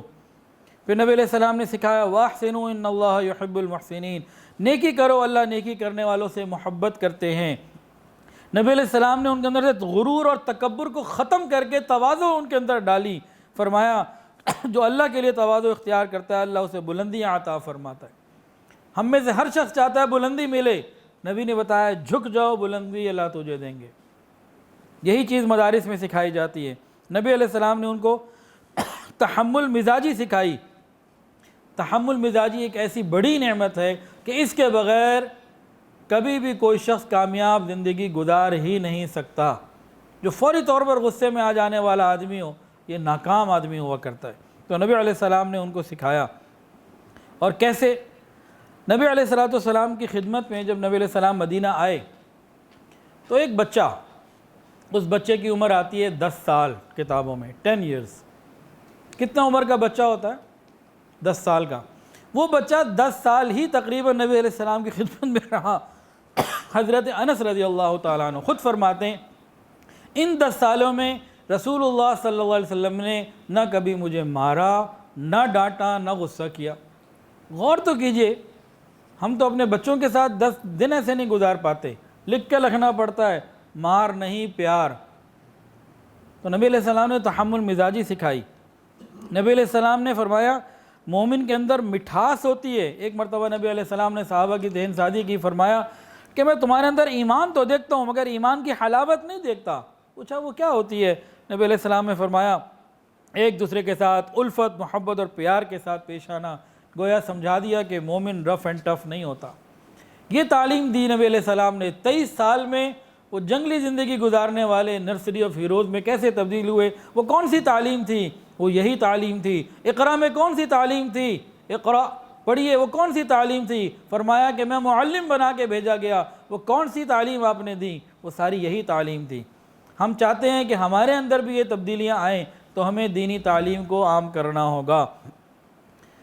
اور کیا تعلیم دی؟ فرمایا تم زمین والوں پر رحم کرو، آسمان والا تم پر رحم کرے گا۔ اور ایک عجیب و غریب نکتہ دے دیا ایسا کمال کا کہ زندگی کے ہر شعبے، ہر بات، ہر چیز میں وہ شامل ہے۔ وہ کیا ہے؟ ایسی زبردست تعلیم اللہ کی قسم کہیں اور نہیں ملے گی، یہ صرف دین ہی میں ملے گی۔ نبی علیہ السلام نے فرمایا اخلاص، جو کچھ کرو اللہ کے لیے کرو۔ یہ ایک ایسا نقطہ ہے کہ انسان بالکل ہر طرف سے ہٹ کر کے ایک اللہ کا ہو کے رہ جاتا۔ اس کے علاوہ اجتماعی طور پر فرمایا مساوات، نہ گورے کو کالے پر فضیلت ہے، نہ عربی کو عجمی کے اوپر فضیلت ہے۔ فضیلت کا معیار ان اکرمکم عند اللہ اتقاکم، تقوی کو معیار بنائیں۔ آج کی اس موسٹ سائنٹیفک ورلڈ کے اندر جو مساوات کے چیمپئن بنے پھرتے ہیں، ان میں سے بعض کے پاس ویٹو پاور بھی ہے، ویٹو پاور ہی مساوات کی دھجیاں بکھیر دے رہی ہوتی ہے۔ تو نبی علیہ السلام نے یہ تعلیم دی۔ اس کے علاوہ تعلیم کیا دی؟ انصاف کرو، اللہ انصاف کرنے والے کو پسند کرتے ہیں۔ انصاف کی تعلیم، عفو درگزر کی تعلیم۔ فرمایا صل من قطعک واعف عمن ظلمک واحسن الی من اساء الیک، جو تجھ سے توڑے تو اس سے جوڑ، جو تجھ پر ظلم کرے تو اسے معاف کر، جو تیرے ساتھ برا کرے تو اس کے ساتھ اچھا کر۔ یہ تعلیمات ہیں جو مدارس میں بچوں کو دی جاتی ہیں۔ تو مومن کی تفصیل بتائی کہ مومن کیا ہے۔ پھر نبی علیہ السلام نے ایثار کی تعلیم دی، اپنے اوپر دوسرے بھائی کو فوقیت دینا، اور اس کی کتنی مثالیں ملتی ہیں۔ ایک مثال جنگ یرموک کا موقع ہے، موت کا وقت ہے، ایک مجاہد زخمی ہو گیا، خون کے فوارے نکل گئے، لیٹا ہوا ہے، بالکل موت قریب ہے، ڈی ہائیڈریشن ہو چکی ہے، اس کو پیاس لگی، اس نے آواز لگائی پیاس العطش۔ ایک صاحب نے سنی، ان کے پاس پانی تھا، وہ جلدی سے ان کے پاس گئے، ان کو پانی پلانے لگے۔ عین اس وقت اس بندے کو جو زخمی پڑا ہوا ہے، قریب سے آواز آئی پیاس، موت کے قریب بھی ہے، ہونٹ بند کر لیے، پیاس کی شدت ہے، ہونٹ بند کر لیے کہ نہیں پہلے اسے پلاؤ۔ وہ کہتے ہیں میں اس کے پاس گیا، وہ بھی اسی طرح زخمی تھا، خون بہہ رہا تھا اور حال برا تھا اور پیاس لگی ہوئی تھی، گرمی دوپہر کا وقت ہے، میں اس کو پانی پلانے کے لیے آگے بڑھا ہوں، اتنے میں اس کو تیسری آواز آ گئی ایک اور جگہ سے پیاس، اس نے بھی موت کے وقت ہونٹ بند کر لیے کہ نہیں پہلے اسے پلاؤ۔ کہتے ہیں کہ میں تیسرے کے پاس گیا، میرے پہنچنے تک ان کا انتقال ہو چکا تھا، وہ شہید ہو چکے، میں جلدی سے درمیان والے کے پاس آیا، اتنے میں یہ شہید ہو چکے تھے، میں فوراً تیزی سے پہلے والے کے پاس آیا تو وہ بھی شہید ہو چکے۔ یہ نبی علیہ السلام کی تعلیمات تھیں، جس نے اس جنگلی زندگی کو اور دور جاہلیت کی زندگی کو کیسے ہیروز میں تبدیل کر دیا۔ تو یہ تبدیلی کیسے آئی؟ یہ دینی تعلیم سے آئی۔ اس کے علاوہ نبی علیہ السلام نے ان کے اندر اخوت اور بھائی چارے کو پیدا کیا اور باتیں بتائیں۔ فرمایا کہ دیکھو ایک دوسرے کی ٹو میں نہ رہنا، ایک دوسرے کی جاسوسی مت کرنا، آپس میں بغض مت رکھنا، آپس میں اختلاف مت رکھنا۔ اللہ کے بندو کونوا عباد اللہ اخوانا، بھائی بھائی بن کے زندگی گزارو۔ انسان زندگی گزارتا ہے، کمی کوتاہیاں ایک دوسرے سے ہو جاتی ہیں، لیکن آخرت کا خوف دلوایا۔ فرمایا کہ دیکھو تم میں سے جو یہ چاہتا ہے کہ قیامت کے دن اس کے عیب چھپائے جائیں، تو تم دنیا میں اپنے بھائیوں کے عیب چھپاؤ، تمہارے بھی چھپا لیے جائیں گے۔ اب ہر بندہ چاہتا ہے کہ قیامت کے دن مجھے رسوائی نہ ہو، وہ کیا کرے گا؟ سب کے عیب چھپائے گا۔ وہ کبھی اپنے گناہ اور دوسروں کے گناہ گوگل کے اوپر یا فیس بک کے اوپر نہیں لگائے گا، وہ عیب چھپانے کی کوشش کرے گا۔ پھر نبی علیہ السلام نے فرمایا دیکھو برائی بری چیز ہوتی ہے، برائی تمہیں نظر آئے اس کو تم ہاتھ سے روکو، ہاتھ سے نہیں روک سکتے زبان سے روکو، زبان سے نہیں روک سکتے دل میں برا جانو، برائی کا خاتمہ کرو۔ پھر نبی علیہ السلام نے ایک اور بہت خوبصورت اصول دیا، وہ ازدواجی زندگی کو بہترین گزارنے کا، کہ تم ایک دوسرے کے ساتھ بہترین زندگی گزارو۔ مردوں کو حکم دیا وعاشروہن بالمعروف، اور فرمایا تم میں سے سب سے بہتر وہ ہے جو اپنے گھر والوں کے لیے بہتر ہے۔ ہر آدمی چاہتا ہے کہ مجھے بہتر مانا جائے، لیکن فرمایا بہتر وہ ہے جو اپنے گھر والوں کے لیے بہتر ہے۔ جہاں دو میاں بیوی پرسکون زندگی گزار رہے ہوں، یہی ایک فیملی یونٹ کی بنیاد ہوا کرتی ہے جو معاشرے کے اندر خیر کا ذریعہ بنتی ہے۔ اس کے علاوہ نبی علیہ السلام نے ایک بات اور سمجھا دی، فرمایا خیر الناس من ینفع الناس، بہترین آدمی وہ ہے جو لوگوں کو زیادہ نفع پہنچانے والا ہو۔ خیر الناس من ینفع الناس، بہترین آدمی کون ہے؟ نبی علیہ السلام نے سمجھا دیا تم لوگوں کو زیادہ سے زیادہ نفع پہنچاؤ۔ پھر نبی علیہ السلام نے خدمت خلق کے بارے میں تو ایسی بات فرما دی کہ انتہائی عجیب، ہم میں سے ہر شخص کی خواہش ہے اللہ ہماری مدد کرے، ہم یہ چاہتے ہیں کہ اللہ ہر وقت ہماری مدد کرے۔ فرمایا اگر جو بندہ اپنے مسلمان بھائی کی مدد میں لگا رہے گا، اللہ اس کی مدد میں لگا رہے گا۔ تم چاہتے ہو اللہ تمہاری مدد کرے، تم اپنے بھائیوں کی مدد کرو۔ اس کے علاوہ محاسبے کی تعلیم دی، فرمایا کہ تم اپنا محاسبہ کرتے رہا کرو، تم میں سے ہر شخص نگہبان ہے، اور ہر شخص سے اس کی رعایا کے بارے میں پوچھ ہوگی۔ تو یہ ایک ایسی تعلیم ہے کہ اپنے بارے میں ہی نہیں خالی پوچھ ہونی، اپنی اولاد، اپنے ملازمین، بیوی، بچے، گھر اور نیچے کے جتنا عملہ سب کے بارے میں پوچھ ہوگی، کہ انسان کو فکر لگ جائے کہ کیسے سب کی اصلاح ہو۔ پوچھ مجھ سے ہونی ہے میرا کیا بنے گا، اگر میں شہر کا حاکم ہوں تو پورے شہر کے بارے میں مجھ سے پوچھ ہوگی، صوبے کا ہوں، ملک کا ہوں تو مجھ سے پورے ملک کے بارے میں پوچھ ہوگی، تو میرا کیا بنے گا۔ ان تعلیمات کی روشنی میں ایک تو ہم اپنے آپ کو ذرا چیک کر لیں، کسوٹی، ان تعلیمات کی کسوٹی میں دیکھیں ابھی ہم کتنا ہیں، اور یہی وہ تعلیمات ہیں کہ نبی علیہ السلام نے اتنی تبدیلی وہاں پیدا کر دی۔ تو اگر ہم چاہتے ہیں کہ ہمارے معاشرے کے اندر بھی دینی تبدیلی آ جائے، مملکت پاکستان ریاست مدینہ کا نمونہ بن جائے، تو اس کا ایک آسان سا طریقہ ہے۔ امام مالک رحمۃ اللہ علیہ فرماتے تھے کہ اس امت کو دوبارہ جو عزت ملے گی وہ اسی طریقے سے ملے گی جس طریقے سے پہلے ملی تھی، نیا طریقہ کوئی نہیں ہوگا۔ نشاط ثانیہ بھی نشاط اول ہی کے طرز پر ہوگی۔ اب غور کرنے کی بات ہے کہ بھئی پہلے عزت کیسے ملی؟ پہلے عزت ملی کیسے؟ نبی علیہ السلام نے ان لوگوں کو خالص مذہبی اور دینی تعلیم پہنچائی۔ خالص مذہبی اور دینی تعلیم کی وجہ سے اخلاق بہتر ہو گئے، کردار بہتر ہو گئے۔ جب اخلاق اور کردار بہتر ہو گئے تو معاشرہ بہتر ہو گیا، اور جب معاشرہ بہتر ہو گیا تو ایک تہذیب وجود میں آ گئی، پھر اس کی حفاظت کے لیے پھر حکومت آئی۔ تو حکومت کی بات تو بہت بات کی ہے، اصل تو دینی تعلیم سے معاملہ شروع ہونے والا ہے۔ تو مدارس کے اندر داخلے انشاءاللہ اب شروع ہو رہے ہیں، تو ہم ارادہ کریں اور اپنے بچوں کو شوق کے ساتھ، پوری توجہ کے ساتھ مدرسوں میں بھیجیں اور دینی تعلیم کی فکر کریں، تاکہ قیامت کے دن کی عزتیں ہمیں مل سکیں۔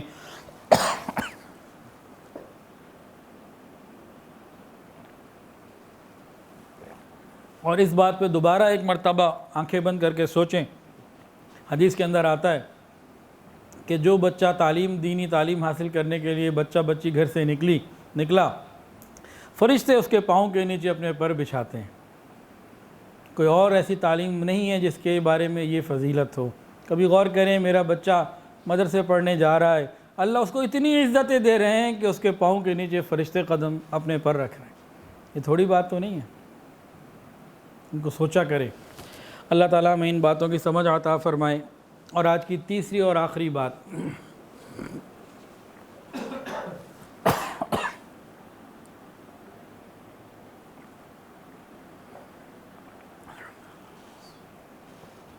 آج صبح 9 بجے جامعہ شرفیہ لاہور میں وفاق المدارس کا ایک اجلاس تھا، جس میں لاہور کے اور مختلف شہروں کے مدارس کے حضرات موجود تھے، اور اس بات کے اوپر بھرپور طریقے سے توجہ دلائی گئی اور مشورے کیے گئے کہ مدارس کو جلد سے جلد کھولا جائے، اور اس کے لیے پوری جو ہے نا وہ کوشش کی جائے، اور اس کے لیے پوری آواز لگائی جائے۔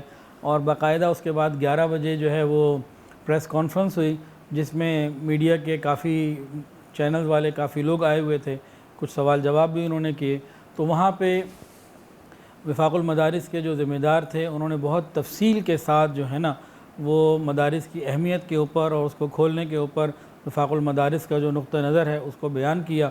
اس میں سے بعض چیزیں ایسی تھیں، انہوں نے فرمایا کہ دیکھیں، یہ مدارس کا کھولنا یہ کرونا کے بڑھنے کا نہیں بلکہ کرونا کے ختم ہونے کا سبب ہوگا، کہ جب مدارس میں قرآن پڑھا جائے گا، قرآن شفا ہے، سورہ فاتحہ شفا ہے، عبادت کی جائے گی، بخاری شریف پڑھی جائے گی، دین پڑھا جائے گا، یہ سب شفا ہے، یہ بیماریوں کو دور کرنے والا ہے، تو اس سے ہم انشاءاللہ شفا کی امید رکھتے ہیں۔ دوسرا، انہوں نے ایک بہت عجیب بات بتائی، ڈنکے کی چوٹ پہ انہوں نے پوری بات کی، وہ آپ کو جگہ جگہ مل جائے گی۔ آج انہوں نے 15 منٹ کی بات چیت کی۔ انہوں نے فرمایا کہ SOPs کے اوپر عمل پاکستان میں اگر ہوا ہے تو صرف مساجد میں ہوا ہے اور کہیں نہیں ہوا، نہ سبزی منڈیوں میں ہوا، نہ کالج نہ مارکیٹوں میں ہوا، نہ بازاروں میں ہوا، نہ اسٹیشنوں میں ہوا۔ کہتے ہیں کہ آپ کہیں چیک کر لیجئے، اگر SOPs پر عمل ہوا ہے تو صرف اور صرف مساجد میں ہوا اور کہیں نہیں ہوا۔ پھر کہنے لگے کہ ہم نے باقاعدہ پوری تفصیلات جمع کی اور پورا ہمارے پاس اس وقت ریکارڈ موجود ہے اور سارے ایویڈنس موجود ہیں کہ مساجد کے علاوہ جتنے بھی شعبے ہیں جنہوں نے SOPs پورے کرنے کے دعوے کیے تھے کسی نے بھی پورے نہیں کیے، اس میں سرکاری بھی ہیں اور غیر سرکاری بھی ہیں کہ جی ہمارے پاس پوری اس کی تفصیلات موجود ہیں۔ تو انہوں نے کہا جی SOPs کے ساتھ مدارس کو کھولنا یہ انتہائی ضروری۔ یہ تبلیغی جماعت کے حوالے سے انہوں نے کہا کہ بھی مسجد بازار میں ہے، مسجد جو ہے وہ ریزیڈنشل ایریا میں ہے، دائیں بائیں اس کے گھر ہیں، گھروں میں 10-20 لوگ رہتے ہیں، کوئی مسئلہ نہیں ہے، اگر مسجد میں 10 لوگ SOPs کے ساتھ رہ جائیں تو کیا ہو جائے گا؟ تو گھروں میں تو رہ ہی رہے نا، مسجد کے برابر گھر ہے اس میں 20 لوگ رہ رہے ہیں، اگر مسجد میں 10 لوگ جماعت کی صورت میں آ جائیں تو اس طرح انہوں نے بہت تفصیلات کے ساتھ سمجھایا اور یہ بھی بتایا کہ تقریباً 30 لاکھ کے قریب طلباء مدارس میں رہتے ہیں اور دینی تعلیم حاصل کرتے ہیں۔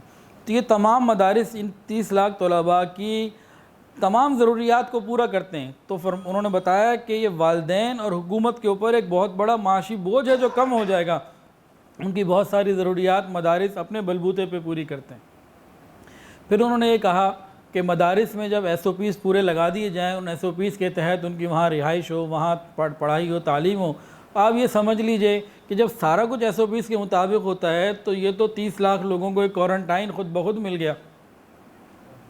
اس طرح کی انہوں نے بہت ساری اور بھی باتیں کی، اور ایک بات انہوں نے بتائی کہ ایک بچہ قرآن مجید پڑھنے کے لیے جب آتا ہے 8 سے 10 گھنٹے وہ روز قرآن پڑھتا ہے، تو جو 10 گھنٹے روز پڑھتا رہے، چاہے ایک ہی پیج کو، ایک ہی رکوع کو، ایک ہی پاؤں کو ریپیٹ کرتا رہے، بار بار بھی پڑھتا رہے، تو بتایا کہ حفظ کرنے والا بچہ آن این ایوریج تقریباً ایک قرآن روز پڑھ کے آتا ہے۔ فرما رہے تھے کہ 10 لاکھ بچے اس وفاق المدارس کے تحت پورے ملک میں قرآن حفظ کر رہے ہیں، بچے اور بچیاں۔ یعنی آپ یوں سمجھ لیجئے کہ مدارس جب کھل جائیں گے تو ملک میں روزانہ 10 لاکھ مرتبہ قرآن پڑھا جا رہا ہوگا مزید۔ اس طرح اور انہوں نے بہت ساری تفصیلات بتائیں اور یہ کہا کہ شعور بیدار کیا جائے کہ اللہ کے حکم پر عمل کرنے سے، قرآن اور حدیث پڑھنے پڑھانے سے پوری امید صحت اور شفا کی ہے، عذاب، بیماریاں، پریشانیاں ٹلنے کی ہے، نہ کہ بڑھنے کی ہے۔ تو اس کے اوپر بہت تفصیل سے انہوں نے بات چیت کی، آج ہی ہوا الحمدللہ۔ تو اور ساتھ انہوں نے یہ بھی بتایا کہ جیسے ہی یہ کرونا کا مسئلہ شروع ہوا تو تمام مدارس نے ملک و قوم کے لیے اور صحت کے لیے اور سب کا ساتھ دینے کے لیے فوری طور پر سارے مدارس بند کر دیے، حالانکہ سالانہ ایگزام ہونے باقی تھے، تو انہوں نے سارے مدارس بالکل بند کر دیے۔ اور پھر SOPs کے ساتھ ساری چیزیں جب کھلنی شروع ہوئیں اور منڈیوں میں کہ جی کہیں گے جی ناظرہ کے دفتر کے باہر، بینکوں کے اندر، بینکوں کے باہر، بے شمار اور آفیسز میں، کہتے ہیں ہمارے پاس سارے ثبوت موجود ہیں، کہیں SOPs کی کوئی ایسی خاص ترتیب نہیں ہے کہ اگر ہم مدارس کو SOPs کے ساتھ کھول دیا جائے تو یہ پوری اللہ تعالیٰ کی طرف سے رحمتوں کو کھینچنے کا اور خیر کے لانے کا ذریعہ بنیں گے۔ تو اتنا بڑا سبب جو قوم کے پاس بہت آسانی سے دستیاب ہے، جس کے لیے کرنا کچھ نہیں ہے، تو اس سبب کو تاخیر سے کرنا اور چھوڑ دینا، یہ کہا کہ یہ غلط ہے۔ اور انہوں نے یہ بھی کہا کہ کرونا کی آڑ میں دینی مدارس کو یا دینی جتنی بھی ترتیب ہے اور تبلیغی ہے، مساجد کی ہے، مدارس کی ہے، کہ اس کو نشانہ نہ بنایا جائے بلکہ اس کی سپورٹ کی جائے تاکہ اللہ تعالیٰ کی طرف سے زیادہ رحمتیں ہوں۔ پھر اسکول کالجز کے بارے میں انہوں نے بتایا کہ مدارس کی جو تعلیم شوال سے شروع ہوتی ہے، ان کا تعلیمی سال الگ ہے اور ان کا تعلیمی سال الگ ہے، تو مدارس کی اپنی ایک پوری پہچان ہے اور پوری ایک ترتیب ہے، اور یہ اللہ کی رحمتوں کو خوب کھینچ کے لانے کا ذریعہ ہے۔ تو اس لیے ہم دعا کرتے ہیں اللہ تعالیٰ اپنی رحمت کا معاملہ فرمائے اور پورے ملک کے تمام مدارس، مساجد، خانقاہیں، تبلیغی مراکز اور دین کے جتنے بھی شعبے ہیں یہ پہلے سے بہت زیادہ آباد ہو جائیں اور امت کے اندر خیر کا ذریعہ، خیر کے لانے کا ذریعہ بن جائیں۔